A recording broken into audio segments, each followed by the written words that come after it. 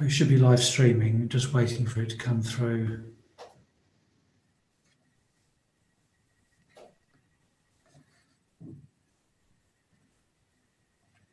Yeah, we are live. Yeah, thank you.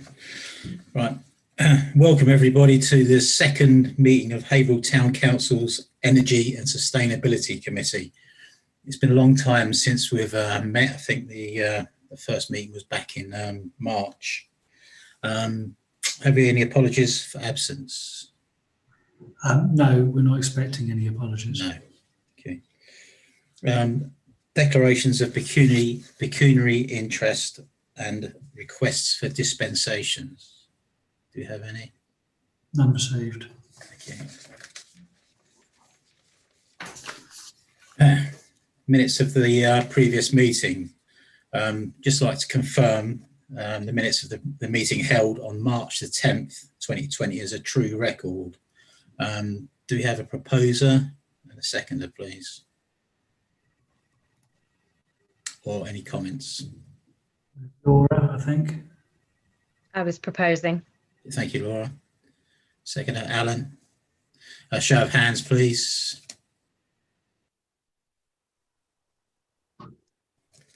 Right, we move on to actions from the previous meeting, which were not on the agenda.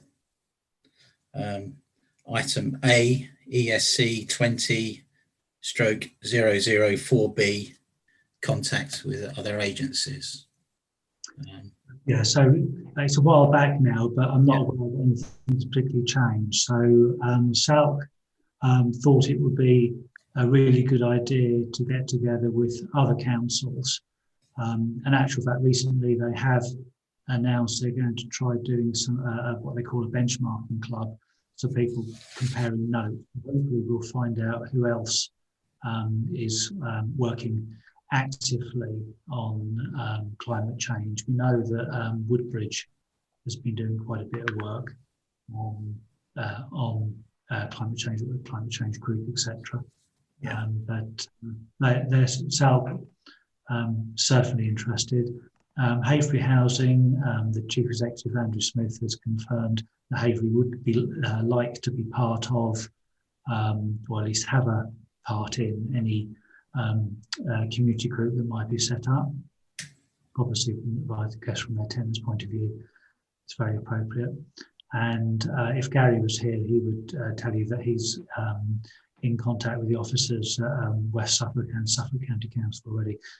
Oliver, somebody or other, I think it is. John probably remembers the name of the people, the officers. Yeah. Gary's still struggling with the internet, I guess. Yeah. Is there any other actions at all from the? Going down policy development, second draft is an agenda item. Yes. Carbon footprint. The operations manager has been working on. Yeah. Same with low carbon lighting. Yeah. And the sustainable development policy. I'm not aware that anything with that name has come forward, although the Labour group have actually added a couple of items to the agenda for next week's full council meeting, which one of which would certainly fit that description. I don't know whether, I assume Alan is aware of the documents. Yeah, I am. I think I see its thumbprint on one of them. I think I've left a rather big footprint, yes. I thought it might be. So that's on next week. There's an agenda item on commenting on the local plan, and that kind of encapsulates particularly around EV charging points. Yeah.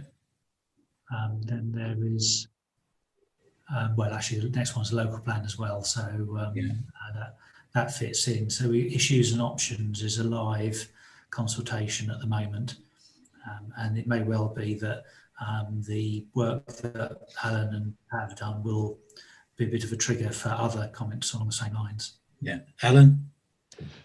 Colin, can you give me a steer as to how to search that consultation? Because I don't want to read through every bit of it necessarily to find the bit on if there is anything there on EVs, but there is no obvious search tool for getting into it. You can search individual parts of it, but then you get a list of search results that is not a clickable link. So it defeated me, I'm afraid. I think, and I have some district councillors around me who can correct me, there is a wonderful virtual exhibition that John Griffin and our own David Roach gives a very nice introduction to, and then you click on various links. I think at this stage it's actually a fairly blank piece of paper that people are invited to scribble on. So I think that's why your search is coming up with nothing, because they want to hear people's views first. I'm getting a nod from John. I don't know if that I might got the right end of the stick. Yeah. Yeah, it's issues and options at the moment. It's not necessarily specifics. But there is one on climate change. I think it's actually the first strand. It's basically what do you want to include in it is what they're saying. That's why it says it's more of a blank piece of paper. Get all your ideas in now. Thank you. Okay, has anyone else got anything to say on that item at all? No. Okay, we move on to item 6, which is the draft action plan, which hopefully everyone's managed to have a look through. Colin's put a lot of work into this, and it's quite detailed. And I think Laura, was this a lot of your work went into this as well? No, I mean, obviously there's stuff that kind of Colin took from what we all talked about in the last meeting, which a lot of that was kind of stuff that Nick and I had come up with. But yeah, no, I mean, that's all Colin's, that spreadsheet. Yeah, excellent. To be fair, it's I've picked up out of the policy document bits that are more action plan than policy, and they've been put in. To be perfectly honest, if Laura, Nick, and I managed to go away and write an action plan and it came back and they were all three different, then there would be something strange going on. Yeah. What's the best way to go through this then, do you think, Colin? Just start from the beginning and work through? Or however people want to do it, it's a draft. So okay. It's pushed against. Oh, hang on, we have Gary in the waiting room. Oh, excellent. Yeah.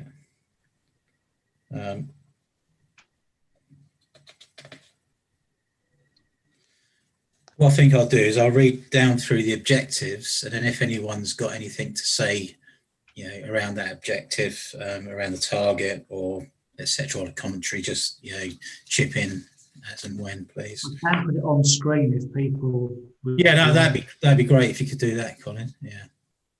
Let's just find it.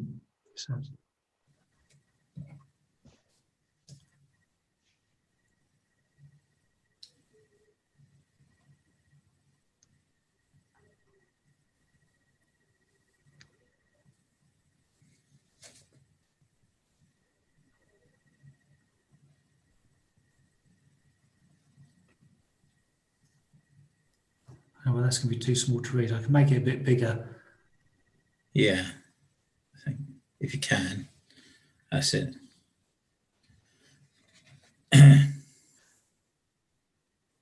So, Chair, basically, there's two overall aims. One is for the town council to be carbon neutral, and one is for the town to become carbon neutral. Not surprisingly, there's a rather more ambitious target for the town council because it's in our control, and a longer timescale allowed for the town to become carbon neutral, because that requires the community to come along. We're expecting an announcement by the government to bring forward the change in vehicles in terms of what can be sold, but at the end of the day, it's parishes can work by supporting the community in making changes, but they can't be ordered around. They have to want to do these things. Yes. Okay. So on the first objective, it's a reduction of carbon footprint by reducing energy consumption in the council buildings. I know Gary's been looking at that with the amount of carbon that we're potentially using in the buildings that the town council control. Obviously, that needs to go into a bit more depth. Is everyone sort of happy with that line on the document? Sorry. I think Gary should be able to update us on where we're at with that. Yeah. Is Gary in now, is he? Hello. Can you hear me? Yeah, we can. Yeah. Hello, sorry, I'm having quite a few technical issues. I've had to come into the living room, so hopefully you won't hear my children upstairs. Yeah. So what we're doing, Gary, is going down through the draft action plan at the moment. Colin's obviously written this, obviously with input from Nick and Laura, and obviously have you been working on any of this over the last 6-8 months at all, have you? Yeah, so I've kind of had a look at the carbon footprint a few months ago, which has kind of, apologies, it's kind of dropped off the list, but it needs to go back on my list. In terms of the carbon output for example, the work that I did with the art centre when we were scoping the renegotiating the suppliers of energy, it was coming up at around about 96 to 97 carbon tonnes per year. Like I said, I do have to fill in a few more, take a more wider, more holistic view of the council's footprint, which is a much bigger, should we say, task, which includes obviously people's commuting, all the rest of the buildings, and a number of other factors. But at the moment, for example, the carbon footprint for the building 97, of which we've computed the LED light, the lighting energy uses runs at approximately 25% of that. And in the dealings that we had with kind of lighting providers, we were scoping that we could reduce that by 11 tonnes. So these are the kind of the figures that we're looking at. Yeah. Have you got any sort of pricing on that, or you in talks with anyone around? For the energy supply, we've gone down the whole process.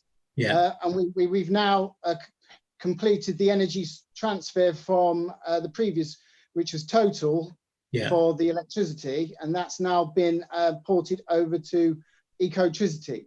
Yes. That went live on the 23rd of October, and the two other properties, Bevan and Leaston, will be porting over on the 23rd of November. There's a few issues with Total saying that we weren't allowed to come out of the contract from one end, but we got that resolved, so they're all coming over on the 23rd. But yeah, we've come in with a very good package with Ecotricity to take over that the contract for the supply of the energy. We can't get out of the gas contracts until March 22. So hopefully, if it goes okay with Ecotricity at that point, then we'll look to bring them in on the gas as well. Obviously, with the gas, it's slightly different, as you can't get 100% green gas. You can get a percentage of green gas and the rest is offset. It's not quite the same as electricity, but we'll see how it goes. Actually, we're very pleased. Gas isn't very green anyway. Well, there is that. But it's been a very a process of kind of.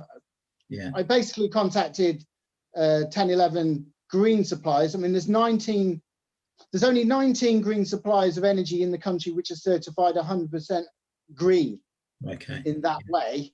A lot of the big boys like British Gas, etc., they go green in a certain way. So I'm just trying to come over to my laptop so I can get it on my laptop instead of my phone. But the 19 green ones, they were very competitive in comparison for pricing with the big boys. So the decision was to go, after discussions, we were happy to go with Ecotricity. And I believe West Suffolk have gone with Ecotricity as well now. Yeah. So really we've gone with the best of a bad bunch, sort of, if you see what I mean. Yeah. So. Well, I thought what was really interesting working with Ecotricity is that before we agreed that they could take over, he looked at all our figures from the usage, energy usage in the building across the whole year, because the meter reading is sent every half an hour. And we was able to obtain a 24/7, 365 days of the year mapping of the energy usage, which I thought was a really interesting way of looking at it. And you can see where it comes on. You can see when the shows were sucking up the energy in terms of using show lights. And that hopefully that kind of mapping will allow us to kind of further hone our electricity usage to make it more efficient. And we can drop the tonnage by a wee bit more as well. Yeah. Okay, we'll move further down. Sorry, can I just cut? Gary mentioned some figures about the lessing tons on the lighting, and it's just whether that is real or whether that is speak, because we, from what we've established during the period of shutdown, is that the building still uses an awful amount of electricity with hardly any lights here. We sit here with most of the time with just the lights on in the office. So in terms of a wholesale replacement of lights throughout the building, the payback on some lights that we hardly ever turn on down corridors is going to be tiny, whereas the payback on some of the lighting that we use with staff spaces and where lighting can be improved is going to be more. And it just seems that a phased changing would be maybe more economical, so that we can put sensors in which are not using lights in some corridors that we hardly ever use, but focus the lighting bit on where we do use, because we really feel that the lighting of the building is a very, very tiny part of what we use. There's some guzzling things that go on in this building, which we need to get a handle on, which could be better focused than the lighting throughout. Have you got any suspects for that, Nick? Have you? Well, we've been learning loads and loads of things about it, really. Even during lockdown, we think we know lots of things about this building, but the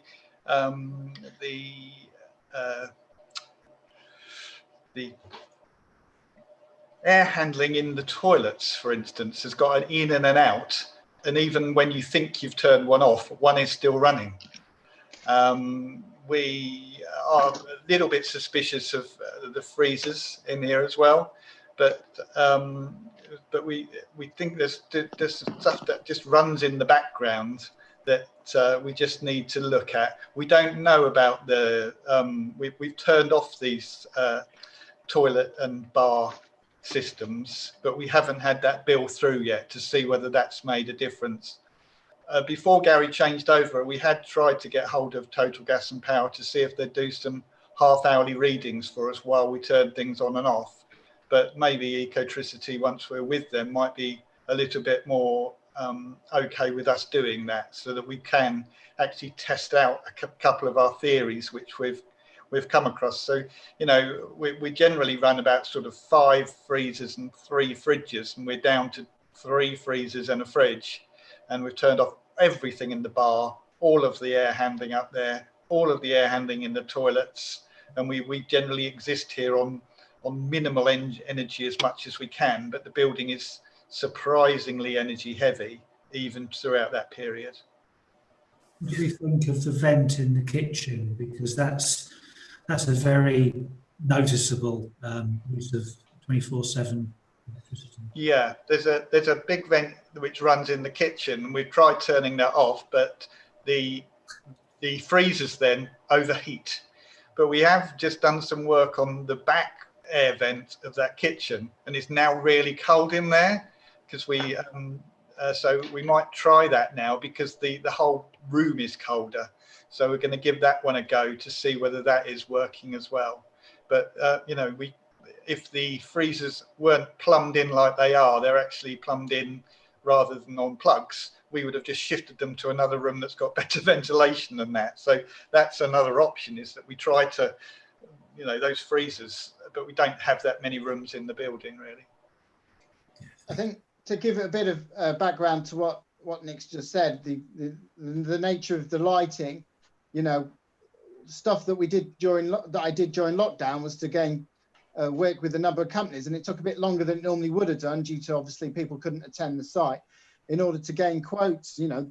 And I think the quoting for replacing the lighting came at all different angles. Some of it was apples and oranges, but you know, we were talking figures, you know, 20,000 up to 37,000. I mean, obviously some of those quotes included accommodation for people to come in and spend a week doing the whole thing. And essentially this whole aspect we quite realized was cost prohibitive in that manner.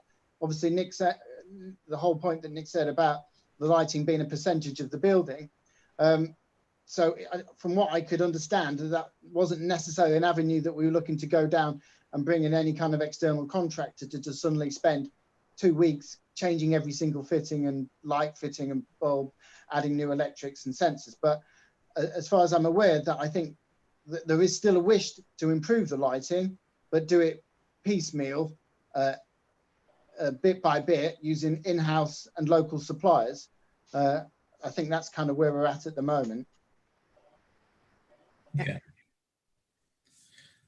Is there anyone else would like to speak on that at all?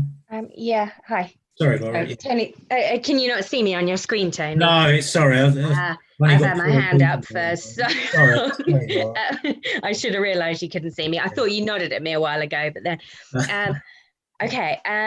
I've kind of forgotten some of my questions now. Oh, just Nick, quickly, what did you say has made it cooler now where the freezers are? What did you change that made the room colder? There's an air vent at the back of the kitchen, which has got a bit of gauze across it. Right. And I noticed that there was dirt coming in through the air vent, and that was because someone had piled a pile of dirt right next to it, but the gauze was going. So I got Kevin, the handyman, to take out the gauze, because we actually need a new vent. You can't, the gauze is riveted in rather than anything else. And by him taking that gauze out of that vent, it's really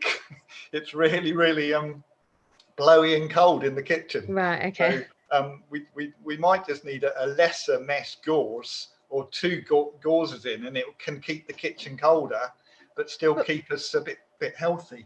Weren't you saying that that a problem that was that you wanted to turn a vent off? Is that a different vent? Yeah, that's the out vent. Yeah, so it regulates. So that takes away the hot. Yeah. Okay, I'm with you. It's meant for the cookers, really. When you turn the cookers on, it's like a kitchen hood. So it's a big hood like over all of the cookers. Thing, but the effect that it does is keep it cool enough for the freezers to run. As soon as you turn it off for any substantial time, the freezers really start to struggle. Okay, yeah, I'm with you. Gary, what was the cost effect of changing from Total to Ecotricity? Oh, it was certainly a couple of grand a year. Okay. I don't have the figures to hand, but it wasn't as massively. I thought it would have been a bit more to be paying for the green, but like I said, the 19 green agencies, I think we're very competitive. I think it was roughly, I'm trying to remember now, I think it was like £900, £990 or something like that. So it was competitive. There were a couple of, I think there was one green supplier that could have been slightly cheaper, but I didn't have as much good kind of, should we say, relations going backwards and forwards. They weren't as quick, whereas Ecotricity were very, very quick. Well, and very easy to work with. Although you say there are only there are 19 green ones, aren't there only 3 or 4 real green ones? That was what we found out in Colin's thing, wasn't it? That and Ecotricity was one of them, but it was Ecotricity, Good Energy, and a couple of other ones that I can't remember which ones they were. I think Ecotricity. I think obviously a lot of these criteria set for different things, and I know that there are, like I said, there are 19 certified, from my research, 19 certified agencies. Ecotricity do do boast quite a lot and set themselves up as an agency with very forward thinking. They have a policy called Mills for Bills, so they take a percentage of your money and they're looking to build these new. They're not mills, obviously, but they describe them as power mills.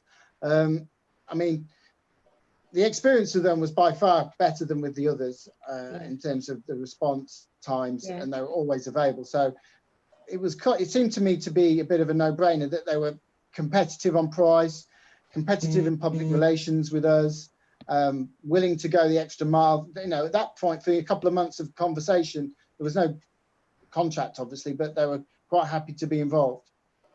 Yeah, I mean, I'm glad that it was one of those kind of 4 ones that are, because I understand that the certification you can basically essentially buy, which is what a lot of the people do. Although they're certified, they're actually not necessarily using 100% green energy. But then that's right, isn't it, Colin? I can't remember exactly how it works, but they buy unused something or other from other people. Called REGO certificates, renewable energy. And basically you can simply, they're traded on the open market, so that you can generate electricity using the darkest, thickest, gloopest oil, and then simply buy the credits from the generation of clean fuel, and then claim that you're a green energy supplier. I think that's what a number of the big boys were doing. Yeah. So that's good. So yeah, that's great. That's really good. I'm really glad. Yeah, sorry, John. Yeah. Right. Item 1, we've got these target deadlines, all of which have gone past.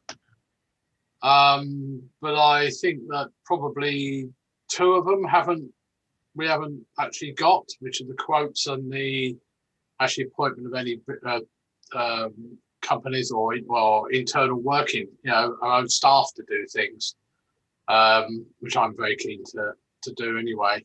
I think when you get onto the gas side of the green energy, I would find it extremely strange that any of them can actually say they're green.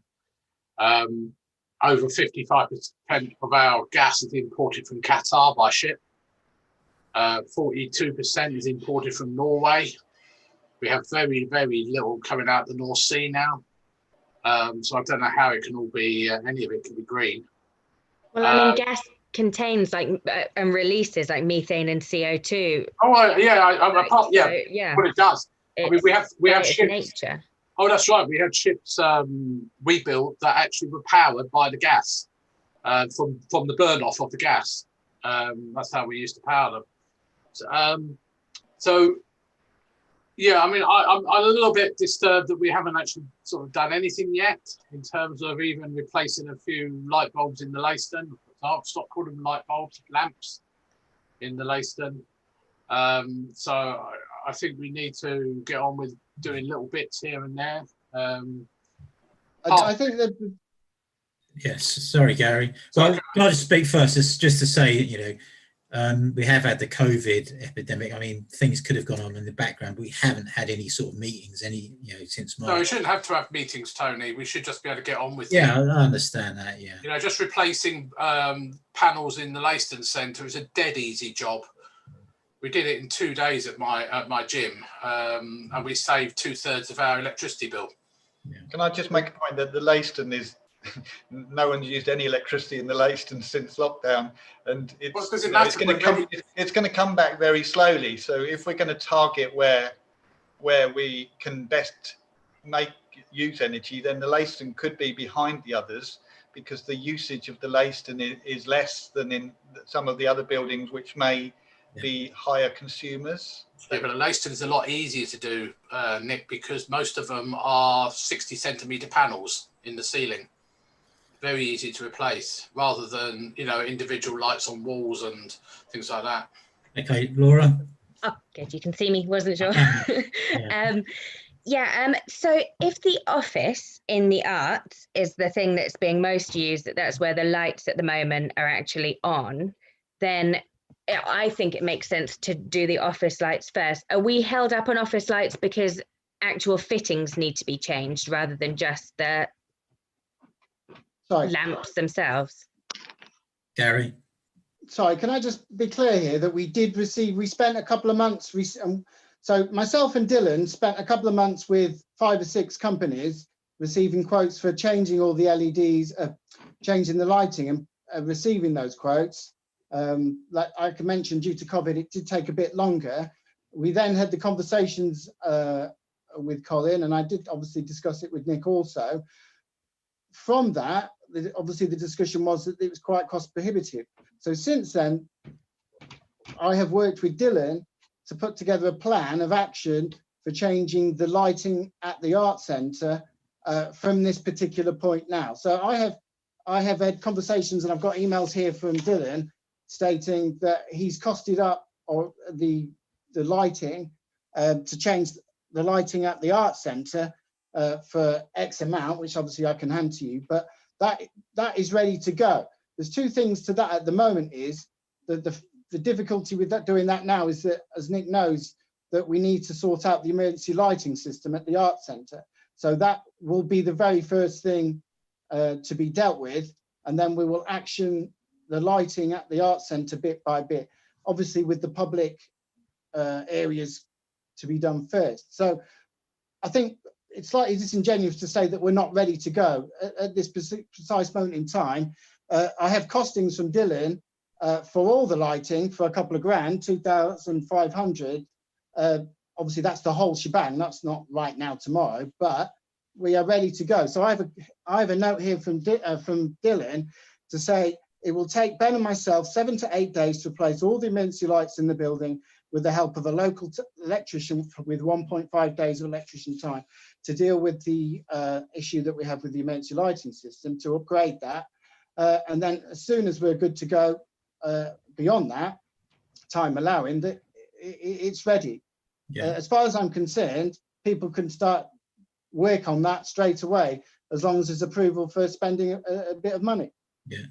To be fair, I think, Gary, personally, I think it'd be great if, obviously we haven't been able to meet, because of, COVID and one thing and another. Hopefully we'll now be able to meet on a more regular basis. But it would be good if we could have an update at some stage, just to, know what's going on in the background. Colin? Yeah, sorry, Chair, just to be clear, the dates I've put in, with the exception of the appointing a company to carry out the changes, which is, as Gary explained, when we got the quotes back in September 2020, we found that they were far too high, so we had to have a plan B. The other dates I've put in there that have already passed, the reason I put those dates in there, because those are the dates that Gary achieved the piece of work he was asked to do. Identify the correct methodology was completed by April 2020. Carrying out the calculations was completed by July 2020. We did have the quotes in by August 2020, and we did agree to change to the green electricity provider by September 2020. So we haven't missed those targets. Those are the dates we met those targets. Oh, I see. All right. Okay. And they were in Gary's report to full council. Right. Yeah. Okay. So sorry, going back to the light thing, are we not, after you've sorted out the emergency thing, Gary, are we not doing the office lights first, since those are the only ones in use at the moment? Yes, certainly. I mean, I think by the time that if we take it that we're going to have the emergency lights sorted, which we do need to pronto, because clearly the building is going to open up sooner rather than later. So if we can crack on with that, and then I agree, we change the lights in the building that are used more prevalent. Certainly the office would be one of those particular rooms that we would need to do almost straight away, and obviously with the public realm spaces with audiences coming in. So yeah, absolutely, I agree with doing the office as soon as. Nick, sorry, just I should have with you, Gary, is that there are 1 or 2 spaces which we've identified where the lighting doesn't need changing, it needs improving. So yeah, we need to make sure it's not just like for like in the cafe and in the bar. There needs to be an upgrade as well as a replacement. Yeah, I think absolutely we can all work together on that, and I think it'd be invaluable if we did all work together on that, so we could all come to an agreement when it needs improving. I think when we walk around the building, we probably do see spaces, and I think certainly rather than just like for like, just replacing the bulbs, there should be a new a way of improving it so that we go into 21 with a vastly upgraded building. LED does give us the opportunity to both improve the lighting and reduce the consumption because they're so much more effective. Yeah. Chair, in terms of the one we've kind of skipped in the middle, the replacing gas, oil and electric heating. Yes. Gary can talk about the Salix funding, and also I think Councillor Miller-Jones may want to talk about this as well. Yeah, Gary, would you like to introduce that item? So the Salix funding, Salix is an organisation who've been given responsibility by the government to hand out some funding for, obviously the government has a wish to be carbon neutral by 2050. So there's a fairly sizable pot of money for local authorities, lots of public bodies to apply for funding. So there's two levels to this particular funding. Sorry, I'll just get my notes. So there's two aspects. One is the low carbon skills fund, which we were looking to get in as soon as basically the next week or so. Now the low carbon skills fund, I don't think really does what it says on the tin. It's slightly confusing. The low carbon skills fund is a pot of money, which is a much smaller pot of money, which allows public bodies to add in external, should we say, advisors, people who bring specialist knowledge to the game. So you might have, I don't know, a public building, you're not quite sure what quite to do with it. A professional person comes in, gives you a consultancy. So that's the low carbon skills fund process. So that basically highlights from that how you can possibly spend the money, which is from the second pot, which is obviously the full pot, which is called the Public Sector Decarbonisation Scheme. Now, that is currently running at the moment, and people are putting the applications in. I believe the deadline for applications is in early January. But when I spoke to my contact at Salix, he said it was flexible at the moment. So, but I think we should try and move quite quickly on this. What they do is that they take your heat decarbonisation plan and give you a pot of money. So say, for example, if you're a consultant or you realise that you need money for more cost-effective freezers, for example. I know we were talking about that about freezers taking up a big chunk of the money, or plants, or ventilation. But also, obviously, you can utilise that pot of money to revisit old boiler systems, integrate new systems in, either solar or ground source, etc., etc. So there's two aspects to that. So one is the application for a little pot of money to basically help us identify how we move forward.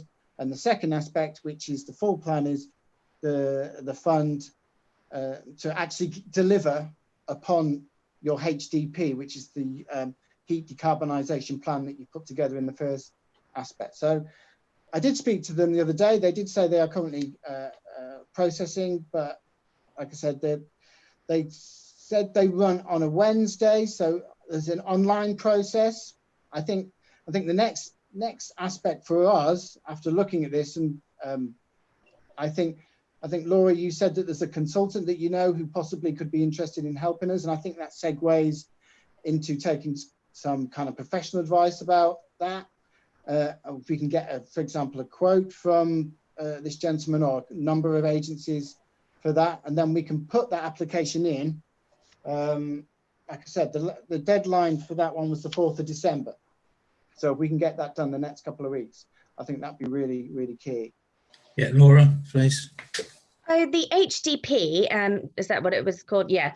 The heat decarbonisation plan, yeah. How long would you be expecting a professional to sort of spend on that?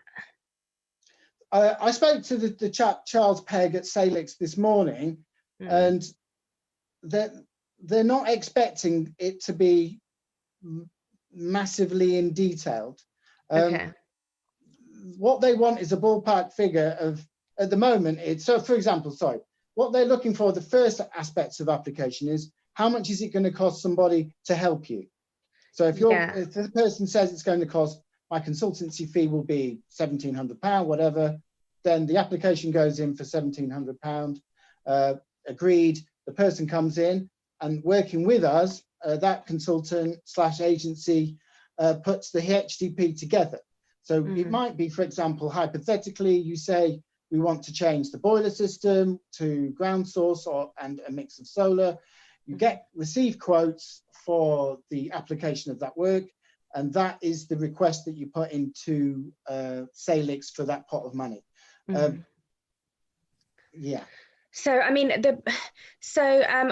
the person that I know, he is sort of definitely like quite like keen and willing to help and advise, but is also kind of very busy working. And I hadn't, I kind of, when I've discussed it with him, it hasn't been of sort of hiring him as a consultant. It's been of him sort of advising us for free as a favor. So having a look. And in that regard, obviously, he may not have that much time to give. If there were a question of actually, you know, it being a consultancy thing, I don't know that he could necessarily make more time. Obviously, so what I'm trying to say is that while he can do, he'll be able to make the time to do it for free. Obviously, if we needed more time, it would involve paying him, and it would also involve that time being available. So that's something I'm not sure about. Obviously, if it's something that takes a long time, we can just hire random people. But what I might be able to offer us is, if it's something that is not too time consuming for him, we might be able to forget about the first half of the grant, and we might be able to get him to just do it for us potentially. So it's something to consider. I mean, would there be a chance that we would apply for the grant and not get it for some reason? To quote Charles this morning, he said he was very positive about how, I'll try to be diplomatic, he was quite positive about what they're going back to public bodies with. So it seems that they're very positive in getting these funds out to people. And I think, like I said, the first aspect may be that the quote, he doesn't have to do the work straight away, obviously, because you then have until the 4th of Jan to put your plan together. They just want to know at this particular moment in time is, how much will it cost that person to work with you? How much is their time, basically? So if you put in, say, £1,000 of their time, of a day and a half a week for the next 4 weeks, then that's what you apply for. Yeah, I mean, I guess, you know, if it's pretty easy to get this grant, then it may be just easier to just, you know, find somebody with the availability and just do it that way. But I mean, I will definitely ask him. He's very high up in his field and possibly very expensive. But anyway, I will definitely ask him kind of how much time he can give us. And I will also, if you could give me a kind of rundown on what we do want to change in as much detail as you can, I can send that to him. Or alternatively, I can arrange a Zoom between the two of you so that you can have a chat and tell him what it is, and he can tell you what he's got time to do. I think maybe we can have a chat tomorrow morning about this, maybe, and see how we can move forward. Yeah. I was going to say, it seems that we're, you know, running out of time. You know, we're coming up against a deadline, you know, on both things, on the first tranche of money and then the, you know, the second larger pot. So we've got our sort of backs to the wall a little bit. Sorry, Nick. Just on that, where it says replace gas, oil, and electric heating systems. I think it just needs to change. It is a heating system, but we've got quite a lot of air handling. It's air handling as well as heating. And just in terms of the piece on the tensions, is that the air handling system in the auditorium is exactly the same as that of the zone. It's got the gas in it that you can't redo. We've actually been here running on 1.5 air conditioning units for goodness knows how many years. When we had the district council as our main contractor to things, they were talking about replacing the units for the air handling system many years ago, and we actually underspend regularly on our planned maintenance, to build up that fund to replace that unit, and there is a goodly amount in our maintenance reserve at the moment, specifically being held for that unit, which, you know, if we lost another half a unit, we would have to go with it. So that's the air handling in the main auditorium. I mean, there's air conditioning units in the bar, there's air conditioning units in the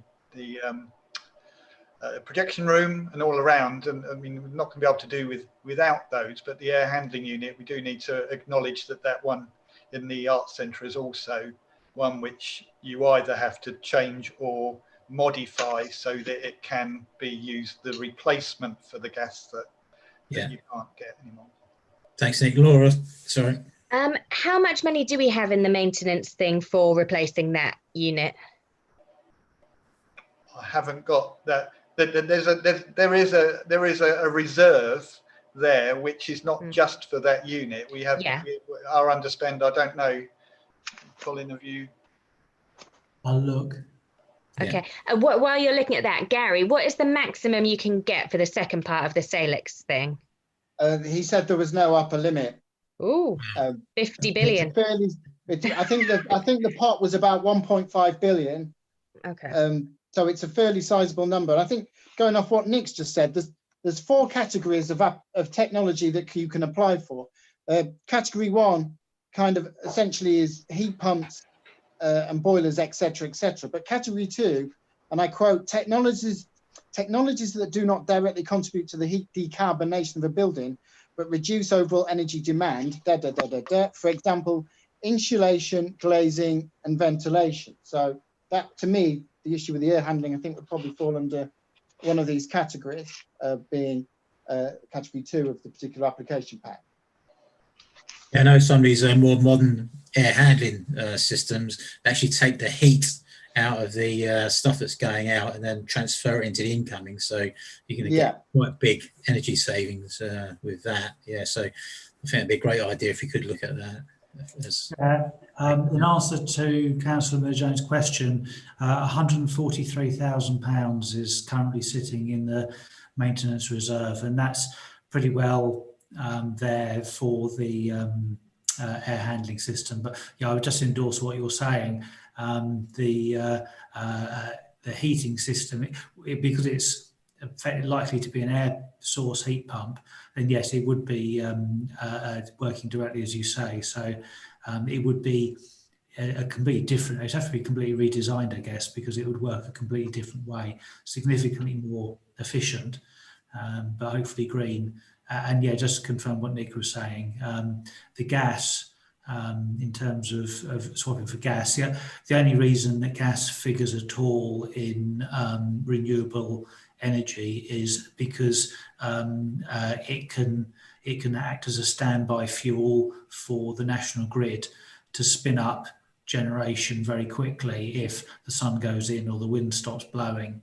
And you may recall from applications for micro generation locally that for every megawatt or gigawatt or whatever it is of renewable electricity, they have to provide a certain degree of a natural gas powered micro generation. They can make those things a lot more efficient and effective than they used to be, but it is not green fuel. It just is what it smooths out the spikes in the electricity supply is what it's used for. So we would be we'd be swapping out all gas and all oil. And also thank you, Nick, for highlighting the HCFC gases in the air conditioning at the Arts Centre as well. I wasn't aware of that. Yeah. John? You've gone silent, John. No, I haven't gone silent. I'm just pressing the button. Give me a chance. I'm a little bit concerned with the spreadsheet because it says replace oil, gas, oil, and electricity, and it assumes that we're, and then it goes on to say air source heat pumps are extremely expensive. We have ground source heat pumps and everything else, but we haven't really said, well, okay, these are suggestions what we're going to do. Now, that might be what this consultant or whoever comes along with. And I know what Nick says about the air handling system. I mean, up the gym, we have air handling systems as well, but they're also air conditioning systems. And when we opened the studio at the back, we put all new systems in, which work extremely well. Don't use HCFC. They use whatever the new stuff is called. I can't remember what it's called. So I'm a little bit surprised we haven't replaced something. We've got all that money sitting in the account, as it were. On the basis that it may, if it does fall in the heat by half a unit, if you like, we have to replace it anyway. So I'm a bit confused on this one. Obviously it talks about Salix funding, but have we actually come up with any ideas about what we can do? I know the zone has been mentioned about air source pumps, and I thought Tony was a little bit of an expert on these sort of things. To a certain extent. Gary did look into it. We did get a couple of quotes in for air source pumps, and for example, one of the quotes for the pump at the zone was including the first floor and the main space was probably it was about £60,000. So it's certainly a sizable investment on a building we don't own. Yeah, that's it. So applying that across to the art centre for a building that's much more substantial, going that way, certainly I think if we could utilise a little pot of money to assist with whatever we need to do, I think that would be advantageous. Okay, we're carrying on from the arts centre. What about the proposal from West Suffolk that district councillors were told about recently to do with the provincial house? Looking at Colin now. Well, I mean, obviously that offer came in after the action plan was written, so was drafted. So that's a possibility. It's a little bit of a long shot possibility, but obviously it's something that West Suffolk are looking to bid for, and they were happy for it to be placed in the public realm. So I guess we can mention it in passing. Yeah, that's why I mentioned it. Yeah, it's a district heating system.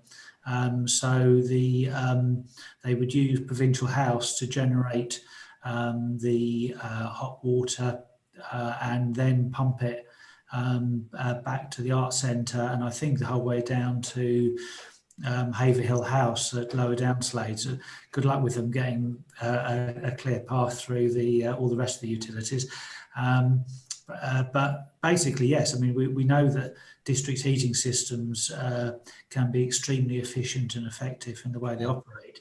And we have indicated that, we're game, we're not going to dismiss this. And to be honest, coming out of the back of the AXA building, under the car park in front of that block of flats, and into the Arts Centre is a relatively achievable distance. But obviously, one of the big questions is that form of heat any good for the auditorium, for instance? We can use radiators around the rest of the Arts Centre, etc. But we would still need to find some way of air handling, which I'm not sure that would work. No, it's more the fact is they've offered that and we've not really heard anything. We've not had any discussions about it till now, obviously. Well, they only offered it about 3 weeks ago. Yeah, no. I don't think they were planning on having a long discussion. They just wanted to I think, basically to use the Arts Centre to bulk out the programme, because obviously district heating systems that doesn't have any other buildings doesn't work. So I wasn't expecting any further contact from them. They're writing a Salix bid themselves, I understand. Laura? What would a timeline on a district heating system look like? You've got a rubber band. that long. I mean, if it's, years and years and years and years, then it's not really something we want to I be thinking about when we're thinking a lot more immediately, because we don't want to be waiting around. I think Aaron probably confirmed, but I think there's an urgent need to do something about the heating system in Provincial House. I believe there's already a contract out for it. Yeah. So I think it's not far off it for doing something there. Yeah, but by the time we're linked up to it, it could be another 3-4 years, you know, so it seems to me that, you know, we potentially need to, you know, get on and make our own plans and just see how things pan out, to be fair. Sorry, Nick. I mean, the air handling system, as it is called, is a complicated beast in the auditorium, because its prime role is actually to stop the buildup of CO2 within the theatre. So, you know, when you have 210 people and they're all generating their heat and everything, it can become quite dangerous. So it's not just a heating, it's a ventilation, but it's also a handling and it's a recycling. So it's a complicated bit of kit, which is built in there. So that, you know, when we're talking about heating, that it's not just heating, it's doing all sorts of things, really. Yeah. Thanks, Nick. Right, any more comments on that item at all? No. Should we move down to the van? Does anyone really want to?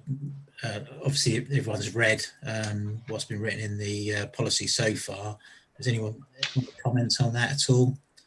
Does everyone agree that we should wait until our other van is past its sell-by date before we start looking at this? Yeah, that won't be as long a wait as the system. Could I? Sorry, Nick. Yeah. Okay, sorry.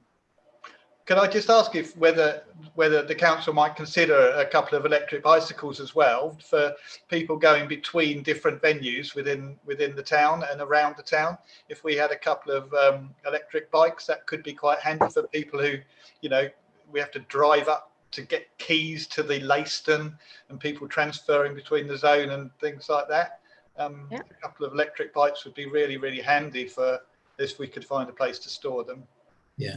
Yeah, I think that sounds good. Yeah. Yeah. Sorry, Laura. Yeah. Sorry.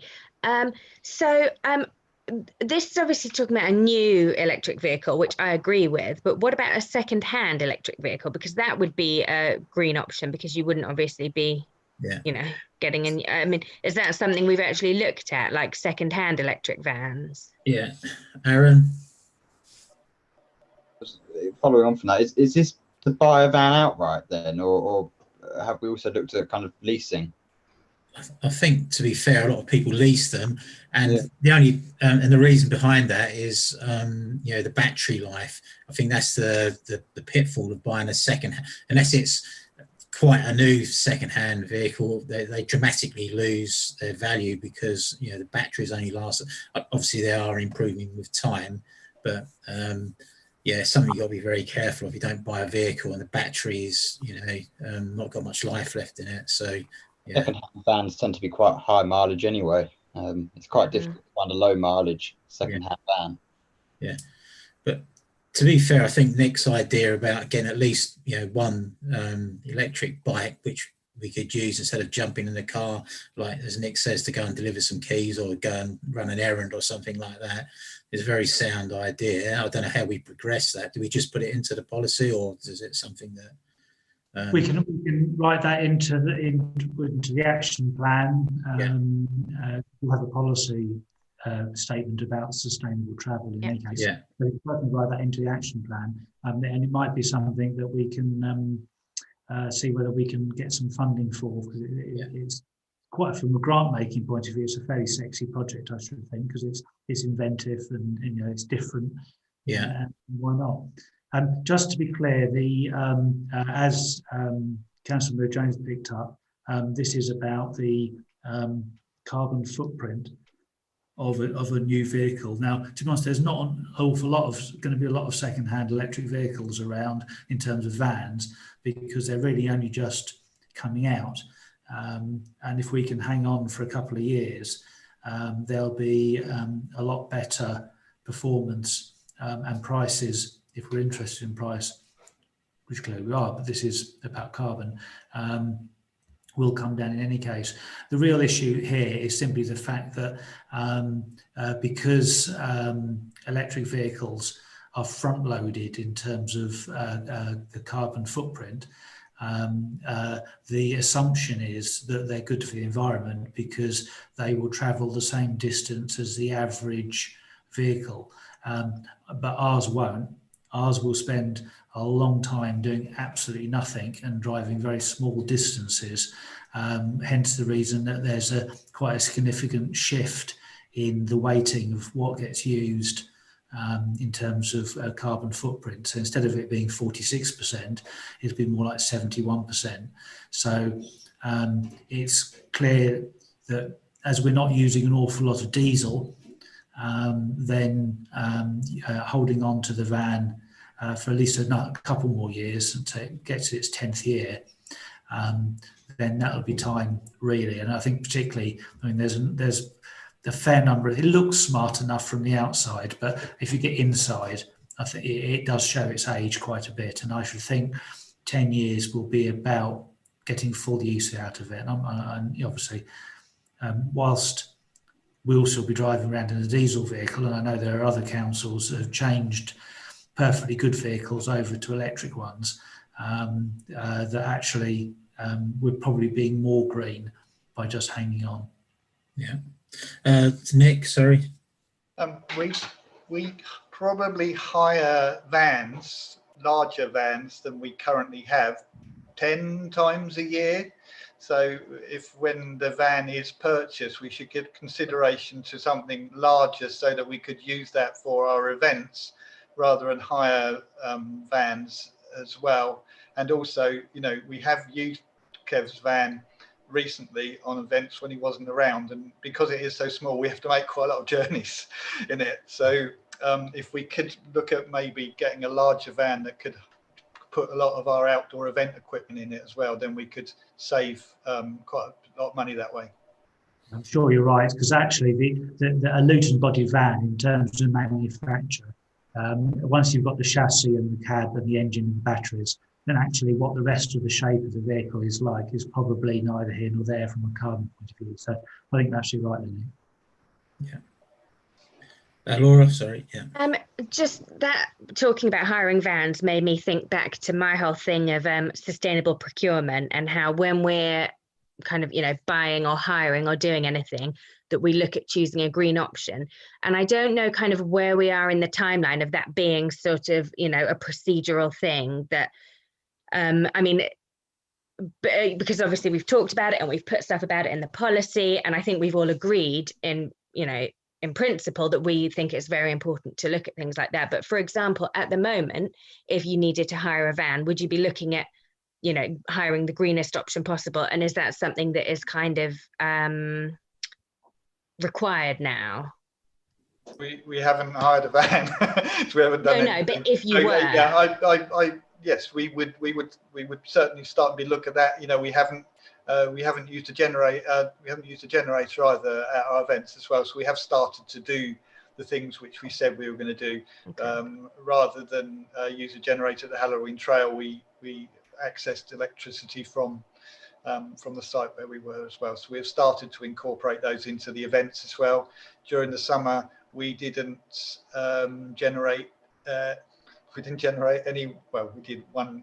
We did have a lot of waste at one, but people took their own waste home as part of the summer events as well. So we had nothing to throw away. We were left with 4 cans at the end of that. So we've started to put all of those things into action in what the little we have done so far.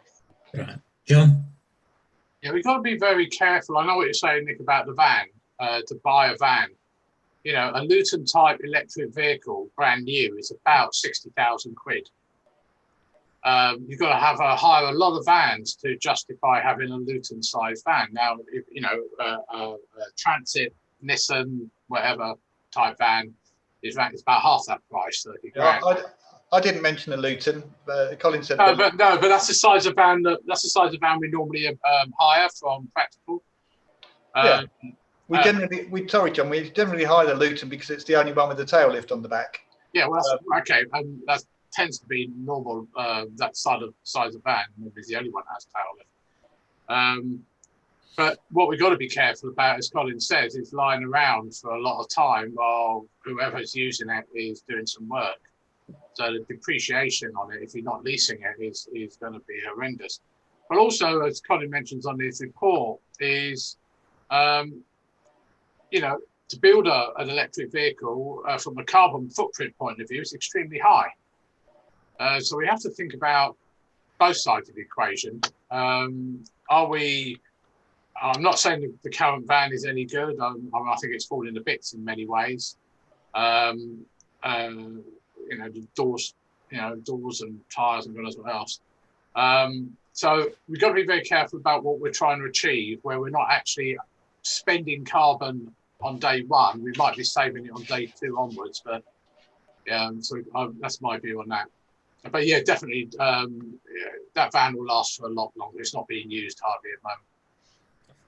I think personally that what we need to do, and as Colin's going to be behind this, is that we're going to need to apply for as many grants as we can. If there's money out there that is available to do this transition stuff, we really need to be on top of it and go for it that way.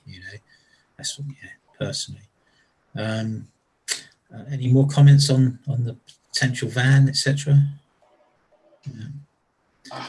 Okay, moving down to to favour battery-powered grounds maintenance tools over petrol models. Can I just say a quick bit on this myself? About 5 years ago, I bought a Bosch battery-powered lawnmower. I went to get a petrol one, and the guy said, "No, you try these battery-powered ones. They're really good." I thought, "You're joking." He said, "No, honestly, you bring it back if you're not happy with it." And to be fair, it's been absolutely marvellous. I've never run out of battery. You get I've got 2 batteries with it, a strimmer, and all different things it goes into. So just as a personal thing, I found them extremely good. Yeah, sorry. Just as a personal thing, how much did it cost? Because I need a new lawnmower.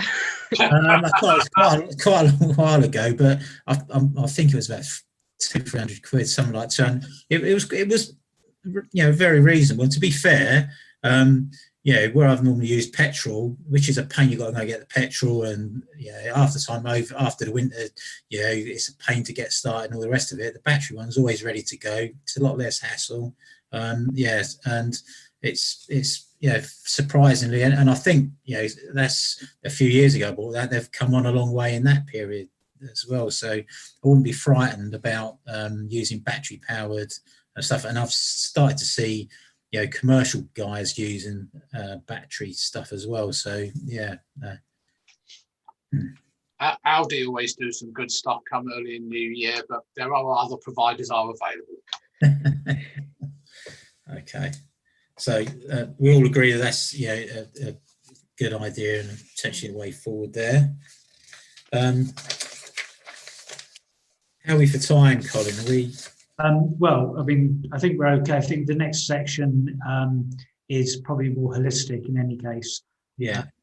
Is the support for Haverhill to be a carbon neutral town. Yeah.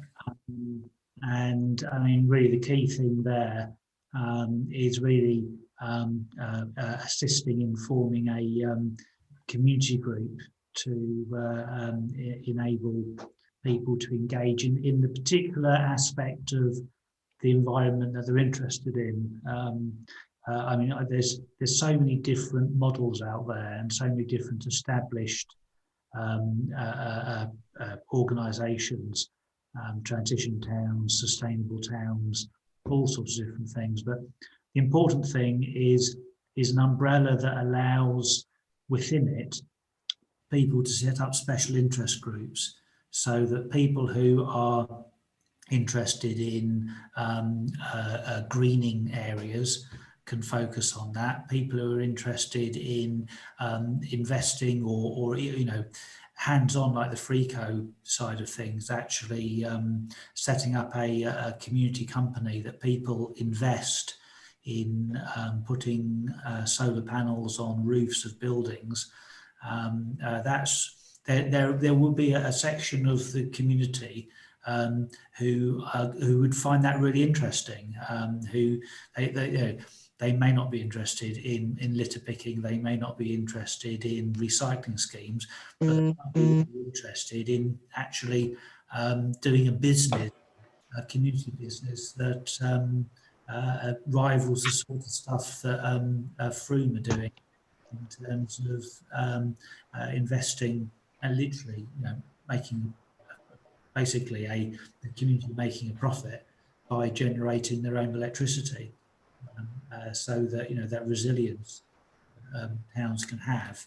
And if you think about all the high street roofs that we have, there's a huge amount of roof space potentially available to a community organisation wanting to invest in that. I'm no expert, but there is a blueprint out there in terms of what others have done, and it's just how we go about organising a public meeting, encouraging different aspects of environmental issues to be covered.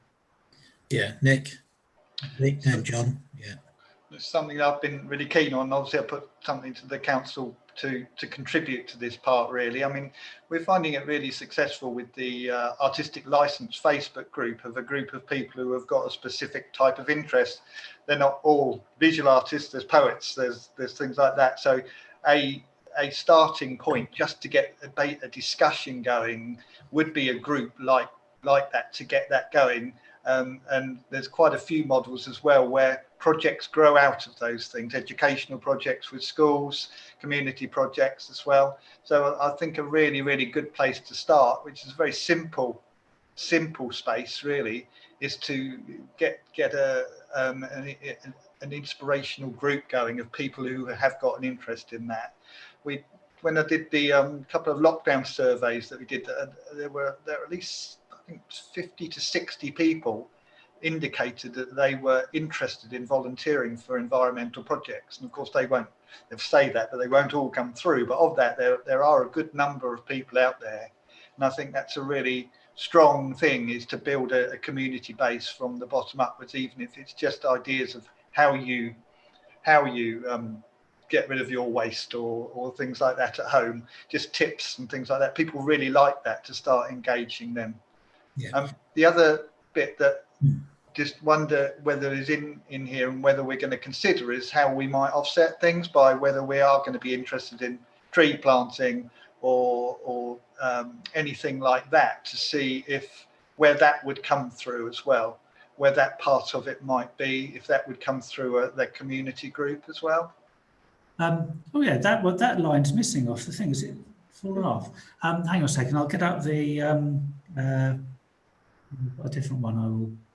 Yeah, got John, then Laura. Yeah, one thing I think we need to be wary of is we don't undermine the efforts of what West Suffolk are doing from a climate change point of view.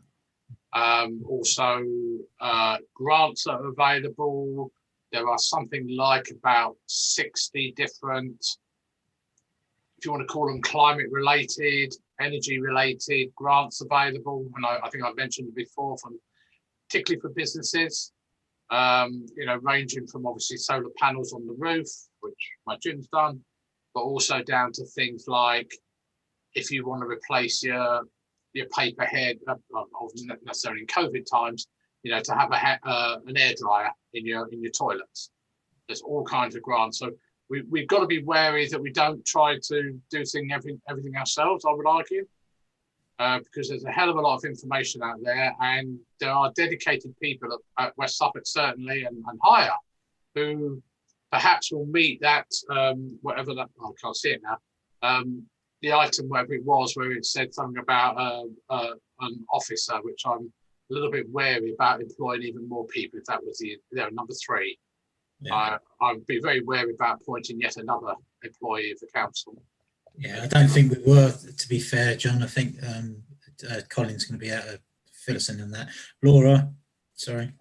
With the community group thing, talking about how to engage people and kind of find people, I think, and probably in the kind of first instance of trying to get people together, whether it's for a virtual meeting or, however it's done, we're probably not going to find that we get everyone that we could have got, because things take a while. And it may be that people who attend in the first place think of somebody who might be able to contribute something. And, when they talk about it, it might take a while for the word to spread. So I would say before kind of, I would say like a good few kind of informal meetings where it's a lot about kind of encouraging people to spread the word and bring people in might be a good idea. So it starts off very much like brainstorming, and then I think probably just by word of mouth we'll probably find the people and sort of find a direction. Yeah. Sorry to interrupt. Like that thing that Nick just mentioned about I don't know what you called it. I always call it the arty-farty stuff, but it's not really that, is it? What do you call it? Artistic license. Artistic license. That's the word I'm looking for. Yeah. Yeah, Colin, because you could. Sorry, Colin. No, I was going to say I would agree with Councillor Miller-Jones on that. It may be that we can attract interest in by putting on as a kind of event. I mean, we're talking about potentially doing some online events for the town. Is whether we can bring in some people who can talk about the different ways that the community can respond to climate change, etc. And I guess the model is perhaps not dissimilar to the way the U3A works, where everyone's a member of the big gang, but actually they all have their different bents that they're interested in. And it may well be that if we keep it general, as Councillor Jones is suggesting, that people can hear all the different ways that they can be doing something. And then if we can introduce within that programme Nick's plans around Clean Haverhill, Green Haverhill, the artist stuff. There's also Joe Mason's litter picking, etc. Another practical thing that people can do to improve their environment.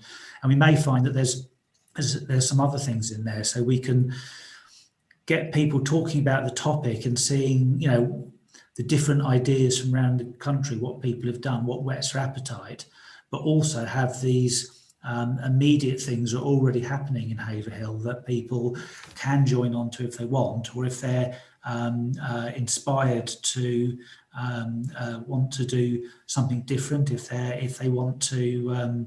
If there's a group that want to go around using a thermal camera to help people spot where they're losing lots of energy, so that they can, because at the moment obviously the government's putting a lot of money into green energy grants for insulation, etc.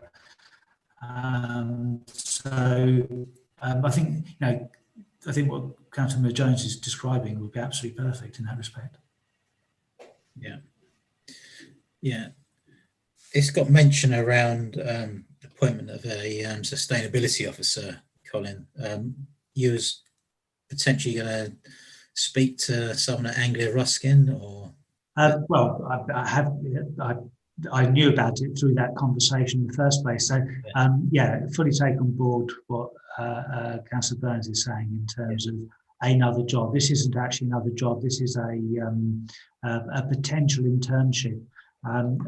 At Anglia Ruskin in Cambridge, there's a master's degree in sustainability, and all of the students on that course are required to do a 6-week internship to do some form of project on something to do with sustainability. I'm able to get in contact with the course leaders there if that's something that people think it might be useful. And I thought that, in terms of support for setting up something, getting people in to talk about green issues to encourage the community, that might be something that may whet the appetite of one of the students if activism is what they want to get into. There are jobs around the country, more and more of this sort of job. So if somebody fancies that sort of role, it makes sense for them to do an internship doing it. Was my thinking. Yeah, I mean that sounds, they tie straight in with what Laura was saying. If someone come in, with enthusiasm of just doing a master's degree in that, and it could be something really beneficial. Yeah. Yeah, I would definitely see that as a huge benefit, particularly in doing some of the legwork that takes just a bit of time, and having two people. I think from my position, it's always good to have someone to bounce off and just to use as a kind of a sounding board, particularly in these areas where I'm picking up skills as I go along. And I think having someone doing an internship like this would be absolutely fantastic. Yeah. A lot of this stuff we're talking about. Change the screen. Yeah. Sorry. Yeah. Sorry, go on. Sorry. A lot of the ideas that we're coming up with, we're not, voting on or anything like that. So how do we actually, progress these ideas?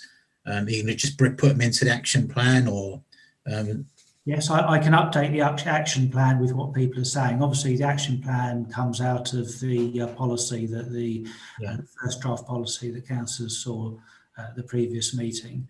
But yeah, what we can do, what we're doing really is reviewing these and adding a layer of polish.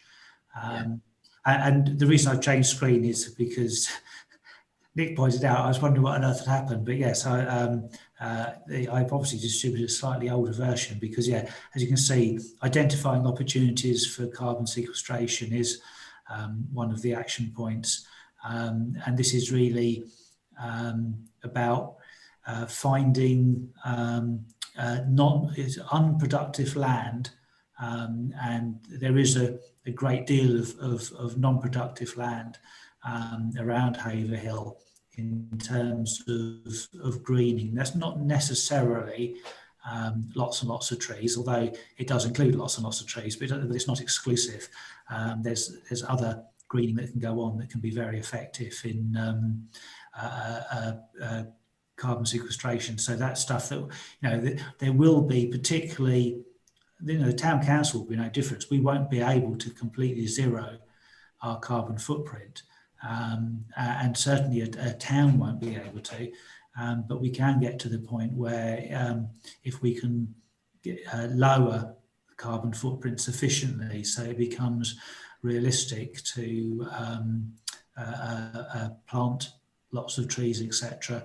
And I mean, I think we probably need to really be talking about proper trees as well. The kind of whips that we planted around the BMX track are just too weedy to really do much good. I mean, I think we probably need, if for instance at Chalkston some of the ground is used for a community orchard, then there'd have to be fairly decent sized specimens to survive standing there in the public realm. Yeah. Sorry, I think Councillor Miller-Jones was. Yeah, Laura. Yeah. So what would be in it for the landowners? Would we be sort of renting that land from them? Not a clue. Haven't a clue how it would work. I think we just need to find out what the options are that's available. There's some information on the Farm Carbon Toolkit website, which I would certainly recommend you having a look at. Okay. It really depends on at the end of the day what landowners want to do, but it could be that we want to plant a community woodland, but we just have to be slightly careful that I think in terms of in terms of food miles, this country's resilience and all the rest of it, we have to be slightly careful that if we cover all our productive agricultural land with trees, we can sit back very smugly whilst the rainforests get chopped down to grow the food that we now have to import. Mm-hmm. So we have to be careful not to actually export one problem by patting ourselves on the back, solving another. So we really need to find non-productive land. Our intention. Yeah, sorry, Nick, first. Oh, sorry. Yeah, it's all right. Carry on, Lauren. Yeah. Just on the trees thing, I think I mentioned in the last meeting that Cambridge City Council did a thing where they would plant a tree. I think when your child was born, it was like if you applied with your child's details in the first 6 months of their life, they would either give you a tree if you had land to plant a tree, or they would let you plant a tree somewhere else. And I kind of thought if we had a case where we needed to pay something to for land, pay something to landowners, I thought we could possibly do something where we actually got members of the community to pay something to plant a tree. So it wouldn't have to just be, oh, when their child's just been born. It could be for anything. It could be for someone who's died, or just for whatever reason, because they want to offset their carbon. But we could almost do it like a thing where, just to recoup a bit of that cost, where, they pay a small amount and then we plant a tree for them on the land, maybe.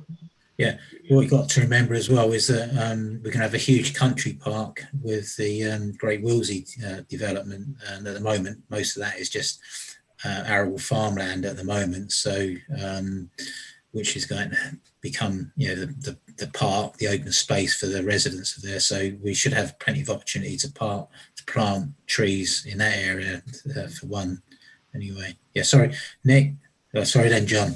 Yeah. Laura's one of the things I was going to say about people celebrating, silver wedding anniversary. I don't want a present. I'd rather have trees and things like that. I think it's a really, really good, strong way to go, because people don't want stuff these days. One space where I just wonder where it could be a quick win for us is the land on the old Castle Hill site, which I know they're building the houses on, but the rest of that land it's kind of very, very wishy-washy as to what they want to do with it. And I just wonder whether an imaginative tree planting scheme there, which wasn't just about planting trees, but it could be about creating areas within trees. So once they're there, there's some wonderful spaces where you don't plant a whole central section, so you can have meeting places and paths within trees. So I just wonder whether we could make an inquiry as to whether that bit of land might be an option. And my other bit was, community tree planting is a fantastic thing to get people together to do, and an amazing, a real good headliner. And I think just the public part of it that we're talking about, really, I think we do. I know it took a long time to name this committee, but giving it a name, or this whole project, giving the project a name, I think will be it, rather than it just being a council energy and sustainability policy da-di-da. If it's got a name that people could really grabs hold of people to show that we're trying to make a difference, and these are the different strands and the way we're going to do it. So on the back of a fag packet or whatever, but I think a really good name would really help us get across what we're trying to do. Peas. Yeah. We've already got it. Peas. Yeah. Right. Anyone else got any? Sorry, John. Yeah. Yeah, you've got to be. It's all very good planting trees, but there are going to be hundreds and hundreds of trees planted on the Great Willsey estate as part of the new Redrow application, including the country park when it comes along. Most of the new developments have tree planting schemes, landscaping schemes, and everything like that. And even Castle Hill, which Nick just mentioned, as part of the planning application for the 26 houses being built for Barley Homes. The rest of the site is owned by Suffolk County Council. It's due to be, all the concrete is due to be taken up and landscaped in all kinds of ways. But there is also a plan possibly for the rugby club to take part of it as well. Which was on the planning application. We decided a year ago, I think it was, I can't remember what it was, on that site. So there are plans. So it's very good to say, plant trees, but there's going to be a lot of trees planted over the next 10, 15 years. Sorry, Laura? You can never have too many trees. That's it. Well, maybe not. But farmers tend to know why they've got land that's fallow. Some of it might be down to the EU paying out money, of course, but there are other reasons, of course. So I'd be much rather, if you're going to do planting trees, as you mentioned earlier on, is for a reason, whether it's a birth of a child or some other event. I'll agree. Yeah. I can recommend to members, if they want to read the book, The Future We Choose, which was written by the lady who chaired the Paris conference on climate change that led to the laws in this country, etc. Just in terms of the need for planting trees, etc.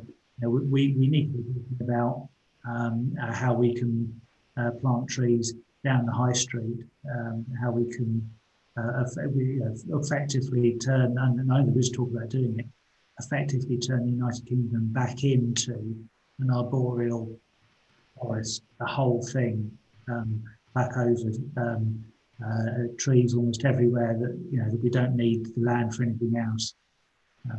It's quite fascinating. What?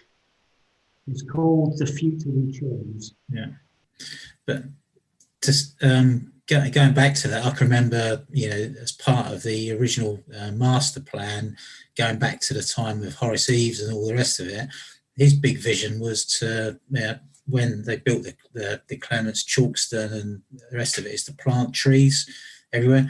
And it's quite fascinating, really, because I can remember going to like Castle Manor School, and you used to look at it, and everything used to be brick and concrete and all the rest of it, looking towards the Chalkstone and everything.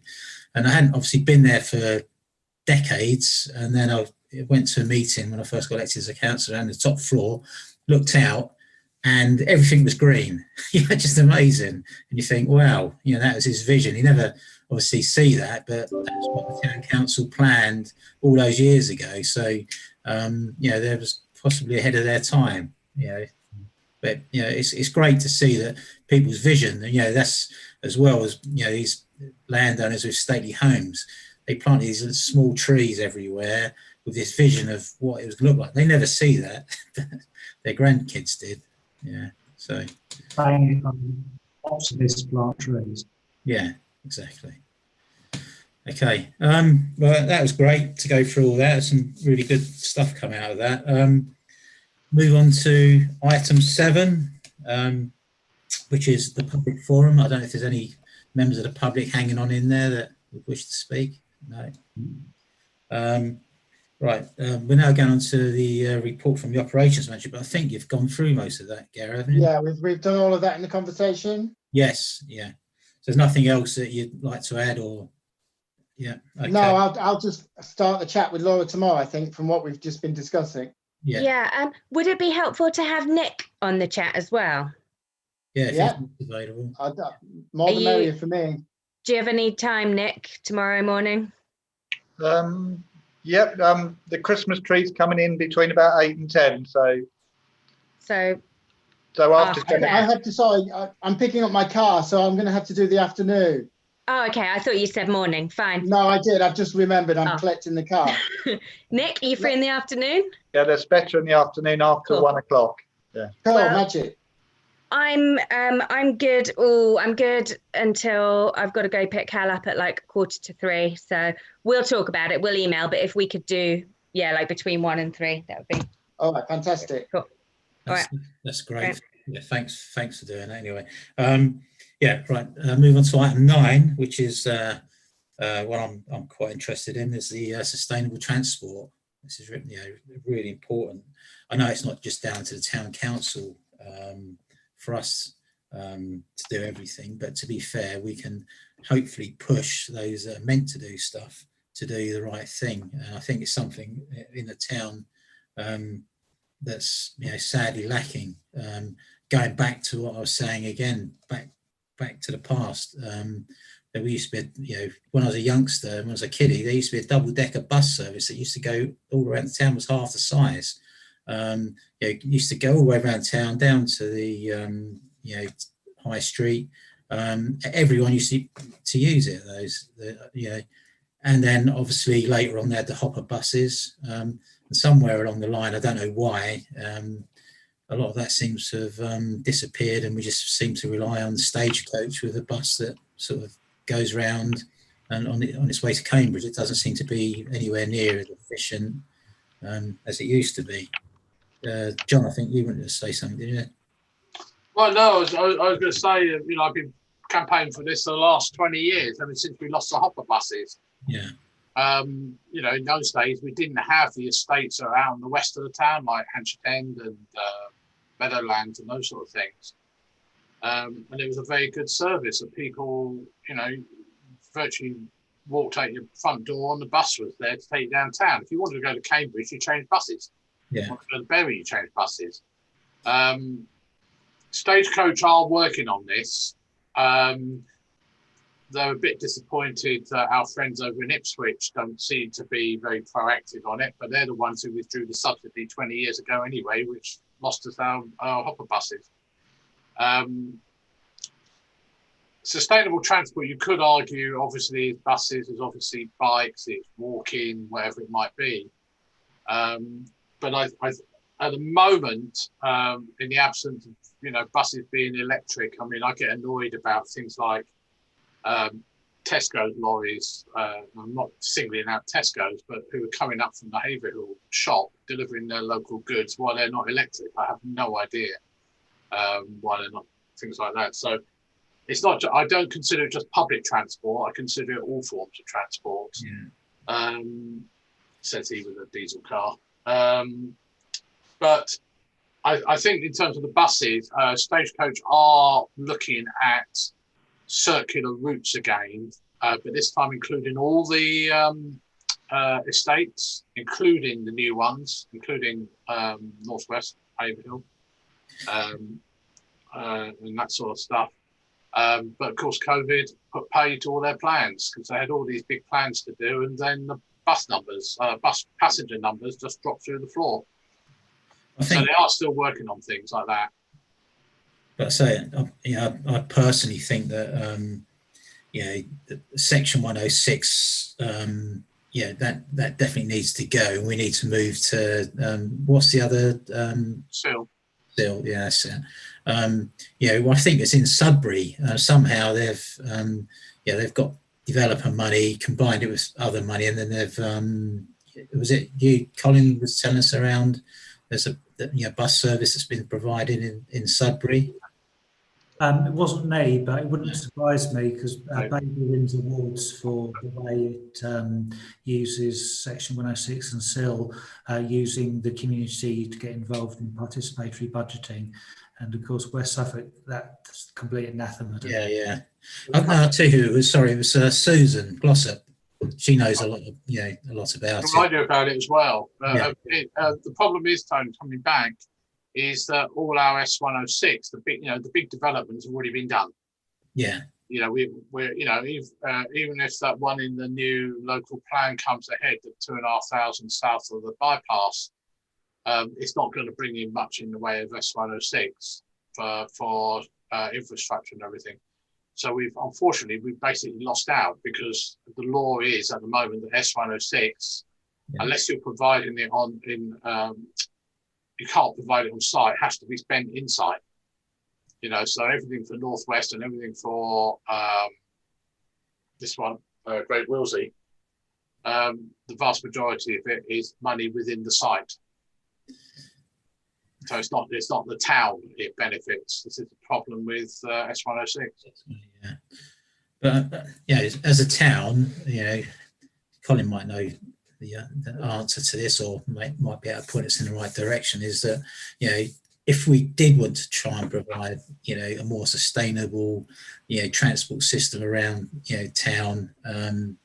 A town service, and if we had a good regular town service, a lot of people would use it. They don't want to use their cars. They'd rather just, if there's a bus coming every 15 minutes or half an hour, and they knew it was coming every half hour, to take them down the town or wherever, they would use it. Well, not so much now, but I used to go to Switzerland quite a lot, and basically they had a brilliant system there where they had these really long buses with double doors on them. There's a bendy buses that went round the town in Davos where I used to go to, and all the residents out of their tax paid a certain amount in as the bus tax. So they knew it was the bus, identified as a transport tax. So they all felt buy-in on it, and basically these buses would stop virtually every 10 minutes. They was going round. They'd stop. All the double doors would open. It took you, literally 10 seconds to get on the bus, and the bus was off again. Brilliant system. Hardly anyone used their cars. That was 20 years ago. So I'm not saying that we're going to do that in Haverhill, but it would be great if we could do something, along those lines, just to improve things. And it's great if you can drive and all the rest of it, but a lot of people can't, and we should be encouraging people not to be using their car. I don't know how we would progress things, but it's something that needs to be done, really. Well, that's what Stagecoach are planning. Yeah. 5 or 6 circular routes around the town. Yes. And they started it by changing the number 13 bus service, but it started off because they phoned me up that day after I was on the 1307 thing, and they wanted to know about all these big development sites going on about, because county council hadn't even told them, and they'd done no planning for it. Is there any way that we could invite the person that makes the decisions in Stagecoach to come along and actually talk to us? And I think that'd be a great thing. Obviously, you've spoken to him in some context. Yeah, they wanted to keep it low profile relatively at the moment until COVID comes out, because they can't do any planning. Yeah, I can understand that. Going to be like. Yeah, but as soon as we've got the opportunity, once COVID diminishes. Well, yeah, it'll be announced by them. I don't think we have much choice. We don't have any influence over it, Tony, unfortunately. Well, I think, to be fair, it's still nice to be able to talk to someone so they know exactly what is coming from the the town council's point of view. Yeah, well, I've expressed our views as far as I'm concerned in terms of our strategy in terms of wanting sustainable transport around town. Yeah, but it'd be nice to be able to. Sorry, Colin. Yeah. I was going to say, the one thing, unfortunately, I think, I can't remember which government it was, but the Bus Act made it illegal for council to run buses. But we can buy into them. So, for instance, if Stagecoach or whoever was interested in doing hopper buses, it might be that the town council could get involved by sponsoring some form of travel card to use on it. Because ideally, and everyone can take a sharp intake of breath, ideally the buses should be free. People should just simply get on and off them whenever they want, and that would really make a difference to people wanting to use them.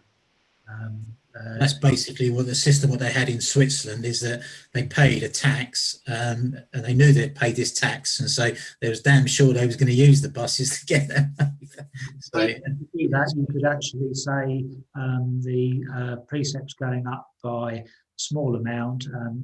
Households are going to get 4 cars each, whatever it is, so you can hop on and off these buses because you've already bought your tickets. Yeah, exactly. Here you could, is whether you can afford it.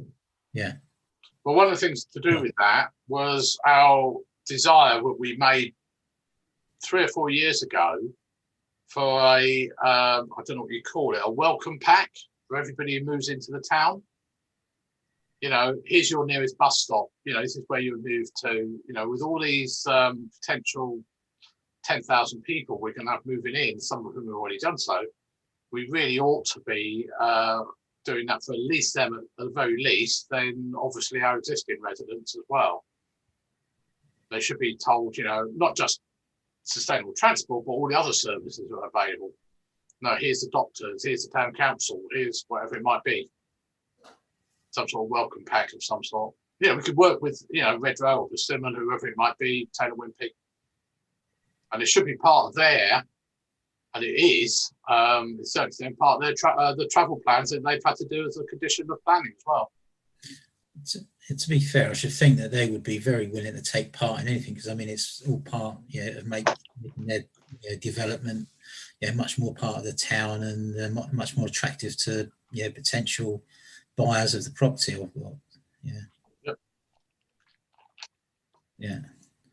Can I be a bit controversial and ask where everyone's going to be going to?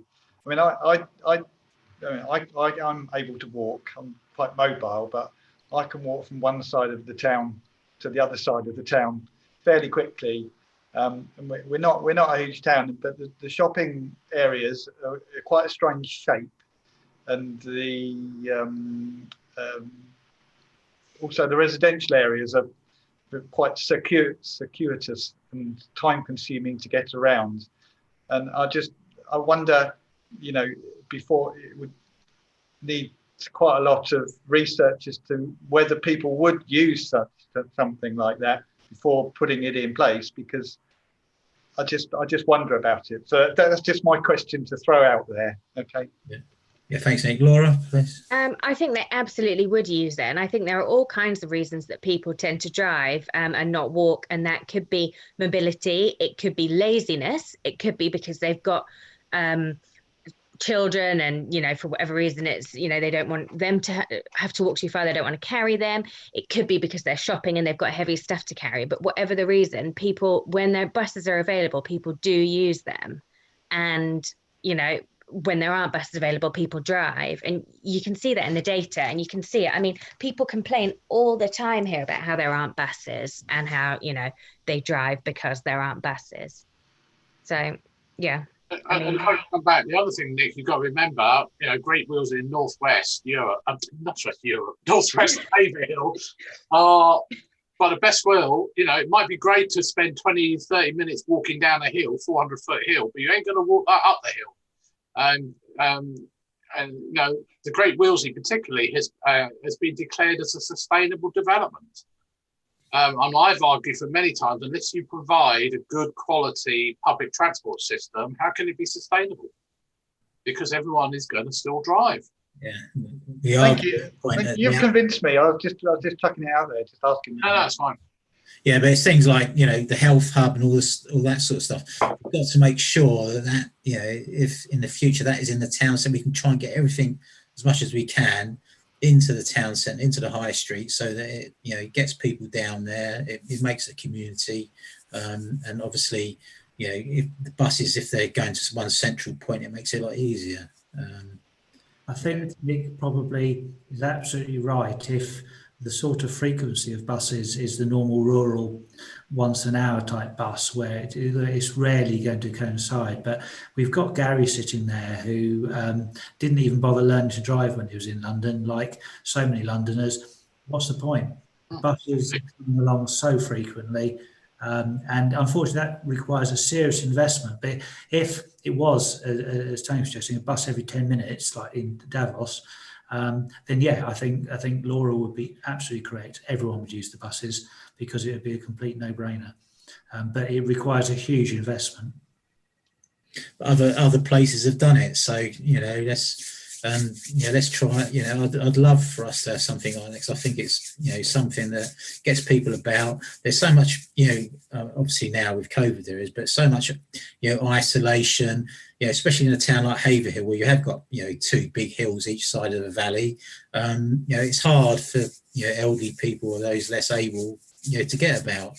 We should make it, you know, as easy as we can for them to get around and share, you know, the town as much as, you know, fit and able people. And hopefully, you know, it keeps the, you know, cars out, and you know, it just makes it much more, you know, pleasant place. Yeah. And for me, it just be going back to what it was like here in my childhood. So I don't know what went wrong, but yeah. Can I chuck in car charging points into the sustainable transport section then? So, I mean, I'm not aware where they are in Haverhill, but I'm sure we're not overly catered for at the moment. So it's whether how you get those incorporated into new developments and into car parks and into wherever that is. There's two. Alan? Car park. Thank you, Chair. Where did I just hear today that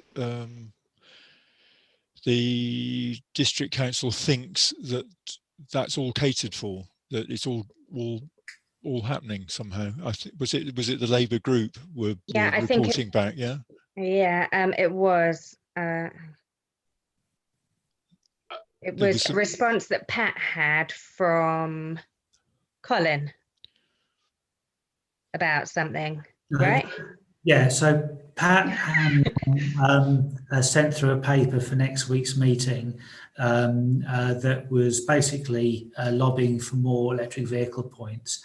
And within that, there was an assertion, which he had written, I don't know where he got it from, that West Suffolk were not putting electric vehicle points in Haverhill because the people of Haverhill were less interested or less inclined to buy electric vehicles than anyone else. So I went back to Pat and was asked, can he please provide the evidence? Right? Because obviously councillors, if they can discuss that next week, they need to know where that actually came from, because I've read the West Suffolk's.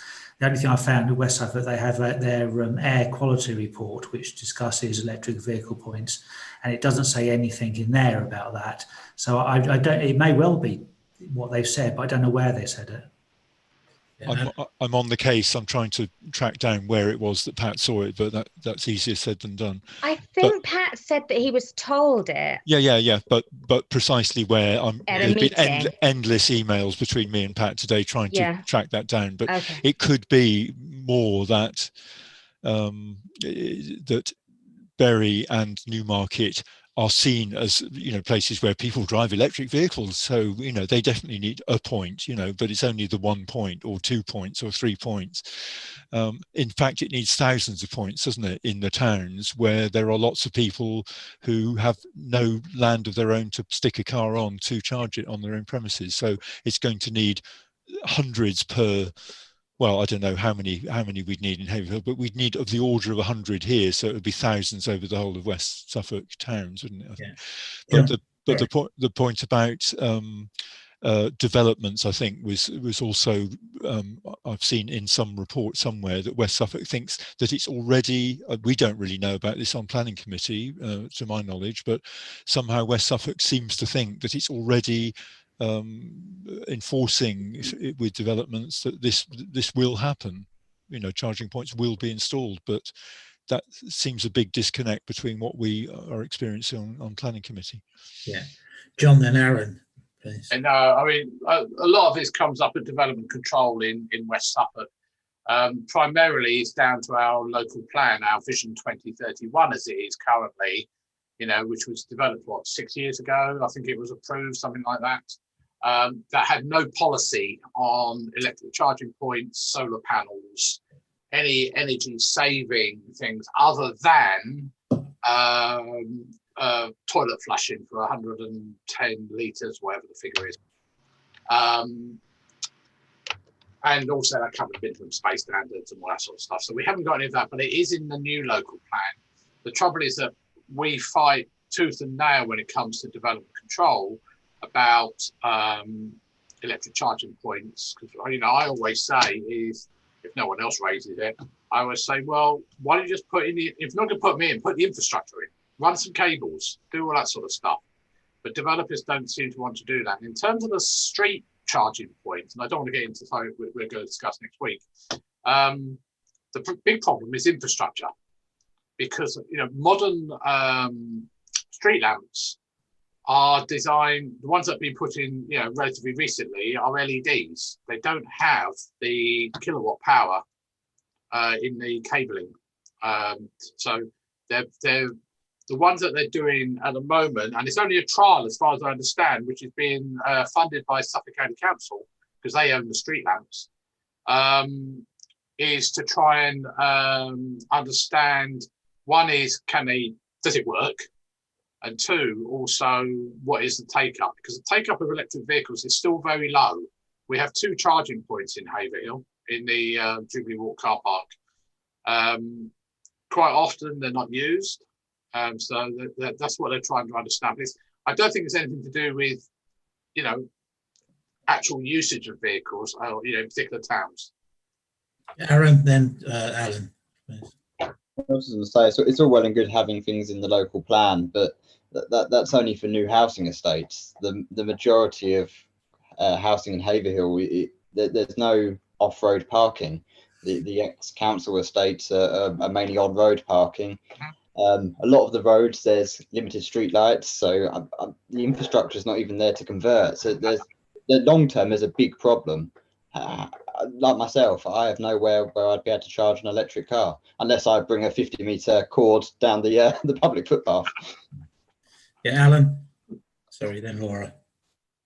I'm sorry, I think I lost my thread there. I was so much agreeing with Aaron, I forgot. Go on to Laura then.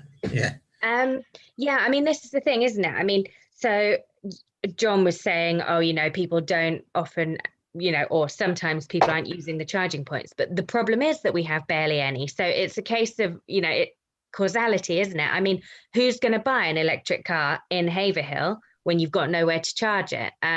It's all very well saying, oh, well, we're not going to give you more charging points because you're not using them. But people aren't using them because they're not available enough. Yeah, I don't think it's quite like that. Okay. Yeah, Alan then. Yeah. That Laura has made the point that I wish I had made just now, but brilliantly. But it's the same as her point about the buses, isn't it? You're not going to get a bus into town if you might just miss the one in an hour's time and then be stuffed for another hour after that. Whereas if they come along every quarter of an hour or 10 minutes, of course you're going to get the bus, because short of it breaking down, you will get home, and still cook the tea or whatever. Thank you. Yeah. Right, Aaron. Yeah, I just agree with Laura that if I could have bought an electric car, I would have done. But because I can't charge it, I've had to buy another petrol one. Yeah, and this is the problem. This is the thing that really worries me, is that it's all right, Boris announcing or they're going to announce by 2030 that he's not going to make any more petrol or diesel cars, but that's going to disenfranchise a huge amount of our residents that have no chance of ever having an electric vehicle, and all they're going to have to do is hang on to their petrol and diesel vehicles for years and years and years, because they'll have no opportunity of that isn't a sustainable vehicle. So I don't know what if, and that's going to happen all over the country. It's going to be like Cuba, isn't it, Chair? Yeah. We should be driving 30-year-old vehicles, Yeah. And Venezuela as well. Yeah. Sorry, Colin.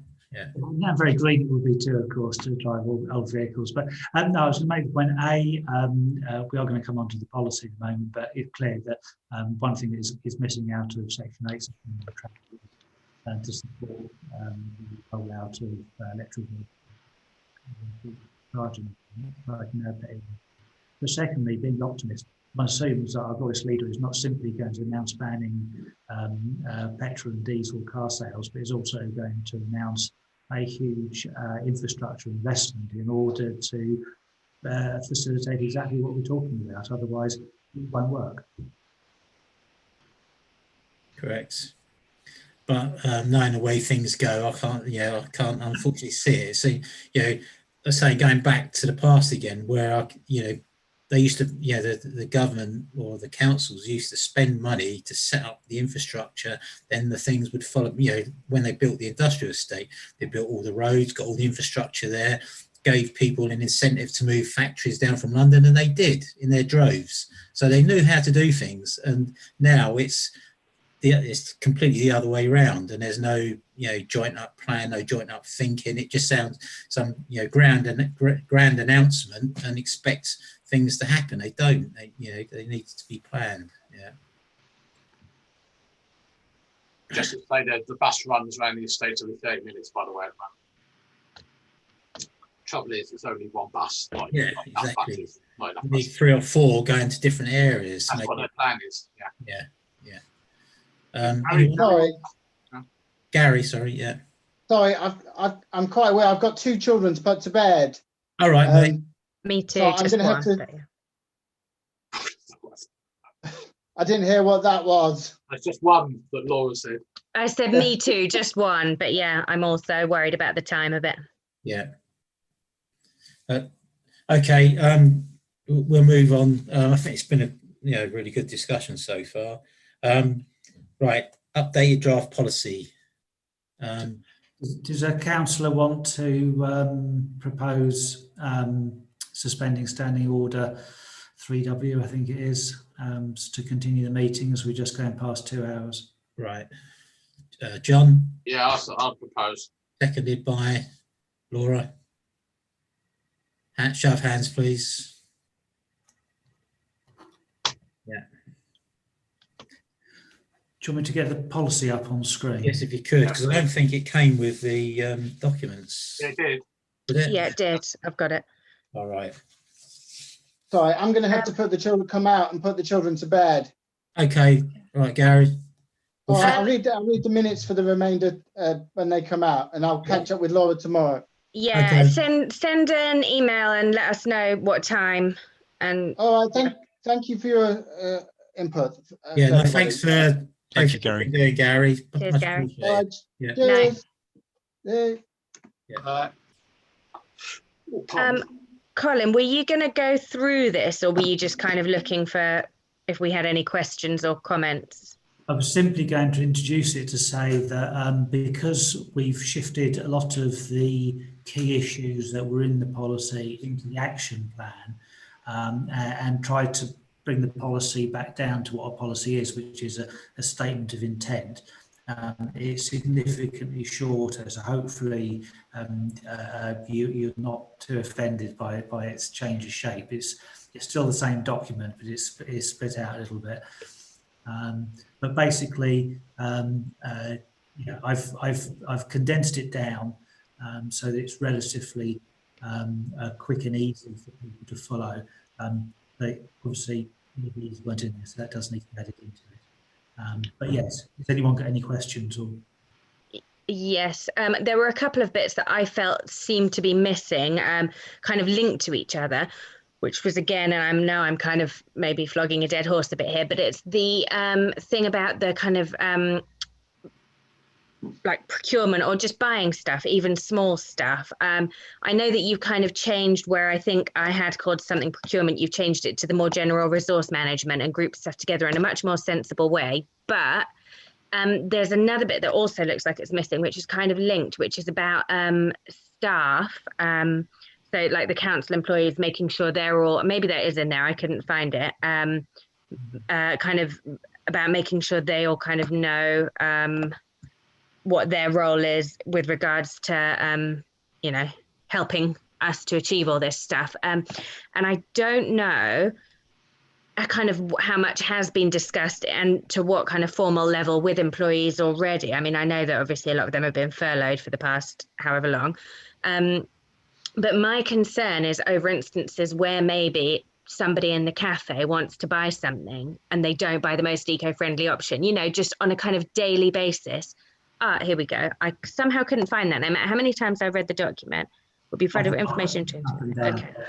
Yeah.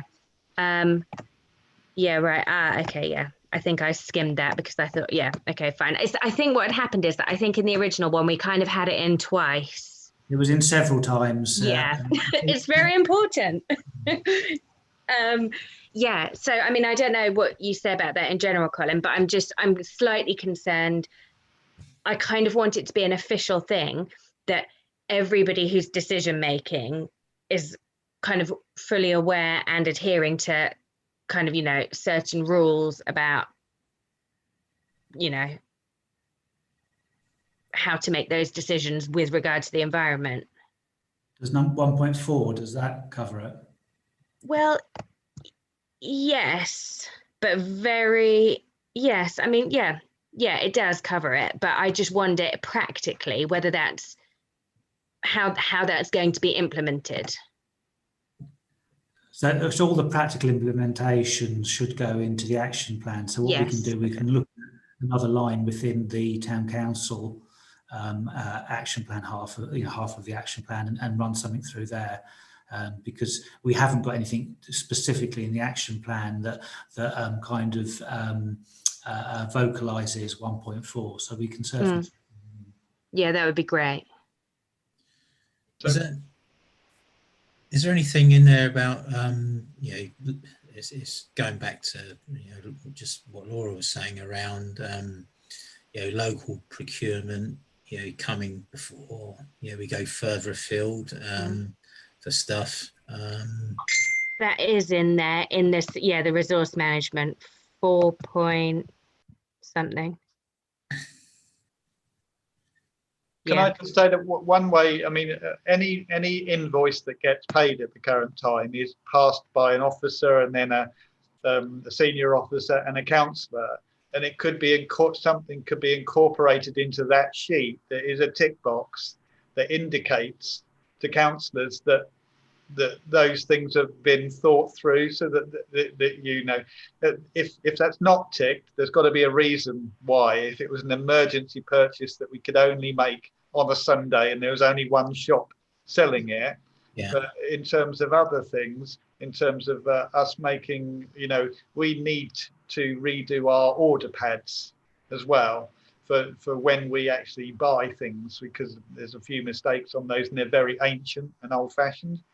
So if we incorporate into order pads and into the information provided to councillors, so that they can actually see that, and then question, we officers would have to provide that then, if it was ticked. That sounds great. And any services that, because we had that thing around, councils, electricians coming from Bury, when we've got a plethora of electrical companies in Haverhill, it'd be great. I mean, really, there's got to be some sort of chart where, because obviously we don't want to pay 3 times the amount of money that, that we would normally, but there's got to be some sort of, I don't know how we would work it, but, then if it's only 10% more, the cost of something to get it locally, we would go locally. But, I don't know how we would actually, set the actual criteria and the goalposts or whatever. But there needs to be some sort of policy or some sort of chart, or something like that we could work out that, every officer can use to say, right, okay, it's 10% dearer, but the guy comes from 2 miles away. We'll use them and is available, etc., etc.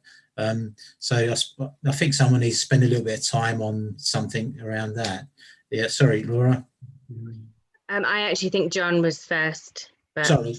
No, ladies first. You need to go and talk about your offspring, huh? Well, no, I was actually just going to say in response to that, Tony, that I actually tried to do that going back like well over a year ago. I don't know if I spoke about it in a meeting. I know I chatted to Nick about it and maybe at some point to Colin too, but I was trying to figure out how we could find some kind of way of saying when a change is worth it and when it's not. And because I realized that with percentages, it doesn't really work, because if something's very cheap, you could spend 300% and it doesn't make any difference if it's like, £1 or something. Whereas if it's, hundreds of thousands of pounds, then obviously that 10% is a much bigger amount. So the way I worked it out was the only way you could really do it was to do a sliding scale where it was sort of from this amount of money to this amount, you can spend, big percentages, but then the bigger the amounts of money get, you have to make the percentages smaller. And I mean, you can work out something like that, but then I think when we kind of talked about it, everyone was like, oh, just take it. I think the consensus was that for purchases under any amount, we'll just do it. And then if it becomes a big amount, it would have to go to council anyway to be discussed. So we'd figure it out on a kind of case by case basis. Yeah. But anyway, that was kind of where that went, really. Yeah. Because, I mean, to be fair, I'd hate for us if there was a wooden chair that was made in Linton and that cost 15 pounds. I'd hate to buy one that's come from China, for £10, not knowing, how it was produced, what energy, how the energy was, so I don't know. It's a complicated thing, and obviously we're in charge of the public's money as well, so we've got to take that into account. It has to be workable, though. As officers, we try our best. We can't be aware of all of the options and every single thing. Yeah. But as long as we can make it clear that we have made the best efforts, and it's reasonable efforts as well, because sometimes a need is a need. Yeah, I understand that. Have to go with that. Sorry. I think you've got to be wary of what is local and what is not local. Services obviously are local. You can have services that are local because it's physical people that you're hiring or whatever.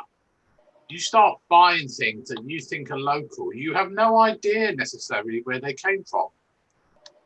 So if you go out and say to Fred Bloggs, your local, I don't know, electrician, great, can you do this job? And I want you to provide all the electrical parts, let's say. That's probably a bad example, but you don't know whether they're made in China until you get them, or whether they're made in that local company that's down the road that's manufactured them. I've been through this many, many times when in my old job for procurement, and we had a policy. We had to conform to ISO 9000, ISO 14000, and all the other stuff, and we expected all our suppliers to as well. But we used to say to them, and we had policies about ensuring that we were not, apart from not spending too much, obviously, but also where all this stuff was sourced from and whether it was renewable sources. Even though I worked for an oil company, which is probably a criticism in its own right. But, so I think you've got to be very careful trying to bog down people to buying things that you think is local from a local supplier when they've just bought it off eBay in the first place. Yeah. That is one of the problems we've got. I'm sure Aaron will probably, Poet as he buys things, I can't see him. He's gone dark against a tree. Basically it's a common sense thing. We can use it and trust our officers to do it as long as they know there's a policy in place that we'd rather get these things from from a sustainable source or whatever. Yeah, I'm certainly in terms of services, I would agree totally. Exactly. As long as they're competent, I think that's also a... You ain't gonna look over everyone's shoulders for every time someone wants to buy a crayon or something like that. It's just a matter of, as long as we've got something in place that people are aware that's what we're trying to do. And let's use some common sense. Can I just ask you a question about the policy? It says Haverhill Town Council. Does it need to say Haverhill Town Council and Haverhill Community Trust within the document? Because the Haverhill Community Trust is technically the body that spends quite a lot of the money that we'll need these things thinking about. You could do, although to be fair, it's an unincorporated association, so the sole trustee is the town council. But if members want me to do that, I'm happy to. Tony, I would just add to what you said in terms of a common sense procurement, which I absolutely agree with, is that certainly for my own part, I don't have the advantage of living in town as Nick does. But actually, part of that common sense is checking with councillors who do know an awful lot of people around here.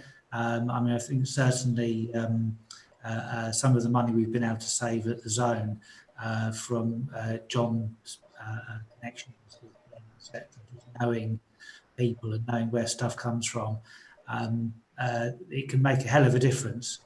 When I was trying to research the additional benches in the high street, where the latest benches came from, having finally got an answer out of Damien from West Suffolk, it turned out that it was Metcraft in Haverhill that built them, and I didn't know that.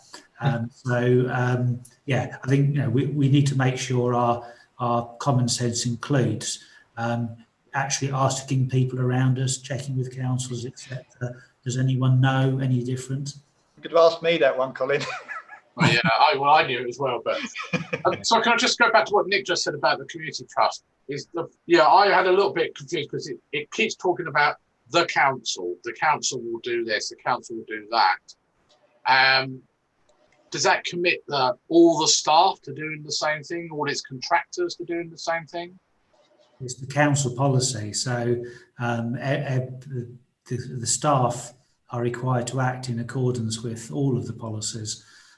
That's their contract. Okay, but I understand that. But what about contractors, for example? It may not always be applicable, but where it is, it's part of the sustainable resource management. Yes, I was wondering whether we ought to do that, but I don't want to go into specific details because there's some grammatical errors as well. But I'll send them to me tomorrow. I'll send them to you when I get a chance. Yeah. John's turning the golden cocks. Bless him. Has anyone else got anything to say on that? No. Right. Move on to the next item. For members to propose agenda items for the next meeting. I had one thought, which was, I know that we keep talking about the fact that there are all these grants available, and we also, I think, are all keen on doing solar panels, and obviously it would be great to get a grant for that. I just wondered whether we could try and move that along by maybe if somebody could kind of have as an action to investigate what grants are available for us now that would, cover the purchase of solar panels, and then maybe look into kind of, getting that moving. To be fair, I would say that speaking to Havebury would be the best idea there, because I mean they're putting solar panels on left, right, and centre. They're trying to. Right, John. Okay. They stopped doing that. It's West Suffolk have got a grant policy. Right. All the panels on my gym were put on. Didn't cost us anything. Okay. And I believe Gary has already spoken to. Can't think of the guy's name at West Suffolk. Something or other. Oliver something. No, that wasn't the one. I think I can't remember his name, but I think he's already spoken to them about. We'll have a problem on the Arts Centre because of the Grade 2 listing, of course, but the Leiston and maybe the zone, but the zone would have to be, like the gym would have to be approved by the landlord. Mm-hmm. Yeah, but yeah, we generating about the other day about 9.5 kilowatts. Mm-hmm. Like that. The landlord for the zone is happy for us to do so. There you go. But so, again, I mean, sorry, I was going to say the opportunities, of course, is to see whether we can get somebody to talk to us about the potential for a community company that invests in putting solar panels on all sorts of different buildings in town, because we could generate the electricity for the Arts Centre off of the roof of the AXA building, for example. Yeah. Or even Heron House. Yeah. Aaron, any ideas for next time? But nothing from me. No. To be fair, if anyone's got any ideas, if over the next couple of weeks or so, just email Colin or. Can I? It's a strange thing. It's a strange committee to take this to, but. We've mentioned solar panels, and my next door neighbour's got solar panels, and it's got pigeons nesting underneath them. And there's a number of other places I know who I've talked to. So I said, yeah, they're doing that under mine as well. Haverhill's pigeon problem is getting amazing. If you look at the flock that is now in Haverhill, it used to be sort of 50, and I should think it's more like getting on for between 100 and 200 pigeons now, and they're in numerous different places. And because they are starting to nest under solar panels, are fantastic places for them to nest. And at some point, we've had a discussion about it with the church and also on our building here, because they're the two of the highest places. We do need to get a handle on our pigeon problem, because it's severely in terms of energy sustainability of the church, they're going to have to spend a fortune soon, because their building is being so badly damaged, and we've had to spend a fortune as well on it as well. So I don't know what committee that can go to. There are, as far as I understand it, the best way is hawks. It's the most environmentally friendly way is to get hawks in and drive pigeons away from here. But it's a funny one to bring up here, but I think it does need to be brought up somewhere, because of the amount of pigeons that we've got now. It's mad, absolutely mad. Laura, then Aaron. So what's the problem? How are they causing a problem to the roofs? What are they doing to them? In terms of the church, is where they live mostly, and I mean they're doing numerous problems to the church in terms of the guano and the wet that gets into the church. Here it grows stuff all over the place as well. And so it's just a problem because these are the highest places, and are they nesting there, or are they? Yeah, they nest next door to us mainly. The Heron House, not Heron House, sorry, the Saint Esprit flats next door. The herons are rest over there. The pigeons tend to nest or go for the highest place they can possibly do. Would it not be possible just to build them something a little bit higher that they could nest on, attach a pole to the roof with something on it that they can have? They still cause quite a lot of damage wherever they are, and there's just too many. I mean, they really are. There's so many of them now. They are dividing up into different places. Yeah. And, I mean, I live Hellions. I happen to live on quite a high bit. And the houses around me now have their own pigeons. We've got our own flock starting up there now, and they're not healthy. Aaron? The problem with the churchyard is there's 3 or 4 people that feed the pigeons daily.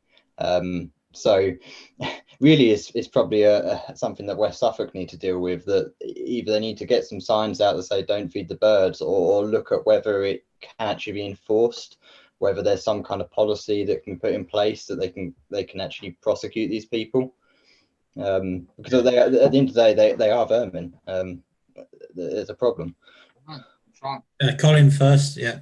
Well, I suppose just on that last point, the PSPO could be extended to ban feeding of birds in public places. It doesn't help. Just near Nick, there's a lady who puts bread out in her own garden. You can't do much about that. To be honest, having experience, particularly for the purpose of seagulls, where we deployed, when I was at Exmouth Council, we deployed hawks very effectively, in that we cleared the town centre, and the birds took up residence all around the rest of the town, which weren't patrolled by hawks. And the councillors who thought they were very pleased to see the back of the seagulls from the town centre, then found that their ward residents were haranguing them for the number of pigeons and seagulls that had taken that residence out of town. So we know the hawks worked. So really it's fake eggs and oiling the eggs. It's quite an expensive, laborious process, but the pigeons will sit around and just keep incubating the eggs. They won't breed again because they'll just keep waiting for their eggs, which will never hatch, of course. Yeah. Aaron? We tried using hawks where I work, but unless you keep on top of it, they soon come back. Yeah. Well, I spoke with the hawker from Lavenham who has worked in other towns around here, and he spoke about the process of how you introduce them gradually, then you get them there, and you get them there, and you get them there, and then they eventually do go away. But you know, we looked at, when we were here, we looked at shooting, we looked at poisoning, we never looked at it properly. But you're not allowed to do these things, and I just watched them the other day, and there's hundreds. They are very difficult to get rid of. I mean, yes, in terms of trying to prevent them coming back, you get one of those silhouettes on a stick that pings around. After a while, the pigeons get used to it, except every now and again it chases after them, so they're never quite convinced whether or not it's a plastic one or a real one. But you're only displacing them. The only way you can actually prevent the numbers from increasing is to stop them from breeding, shooting them. You only have to look at the flats next to the art centre to see how difficult it is to stop them coming back. They've put netting all over the building. They've got a model of a bird of prey, and they still keep appearing. That model doesn't move. If that model every now and again... Oh, that's true. Yeah, anyway, that's going to be something for, I don't know, how we're going to progress that. I would suggest we need to take it up with West Suffolk Environmental Health. Chair. Sorry, Colin. I was going to say on Councillor Jones' point, so I'll add to the agenda so about how we can work. I'll work out what we can do about the range of grants available, whether we can get somebody in to talk through what's available, or whether we can just find some sort of list. But I will add that to the agenda. Thank you. Thanks for that, Colin. Okay. I should probably go. Are we wrapping up? Yeah, that's it. I need to go and sing the song I always sing to Cal, which is "Feed the Birds" from Mary Poppins. Every night I sing it to him. Hey, very good. It's true. Right. Date of the next meeting, 7 p.m, the 8th of February 2020. That'll be tough, won't it? 21, sorry. Yeah. We go back in our time machine. It's always got to be. We could go through COVID all over again. Yeah. Okay. Yeah, 7 p.m, the 8th of February 2021, and that's it. just say thanks, everyone. Enjoyed Thank the you. meeting. Some good ideas coming out. See you next time. Thank you all very much. This is always my favourite meeting. That's it. See you later. Cheers. Cheers. Bye-bye. Bye. Night, everyone.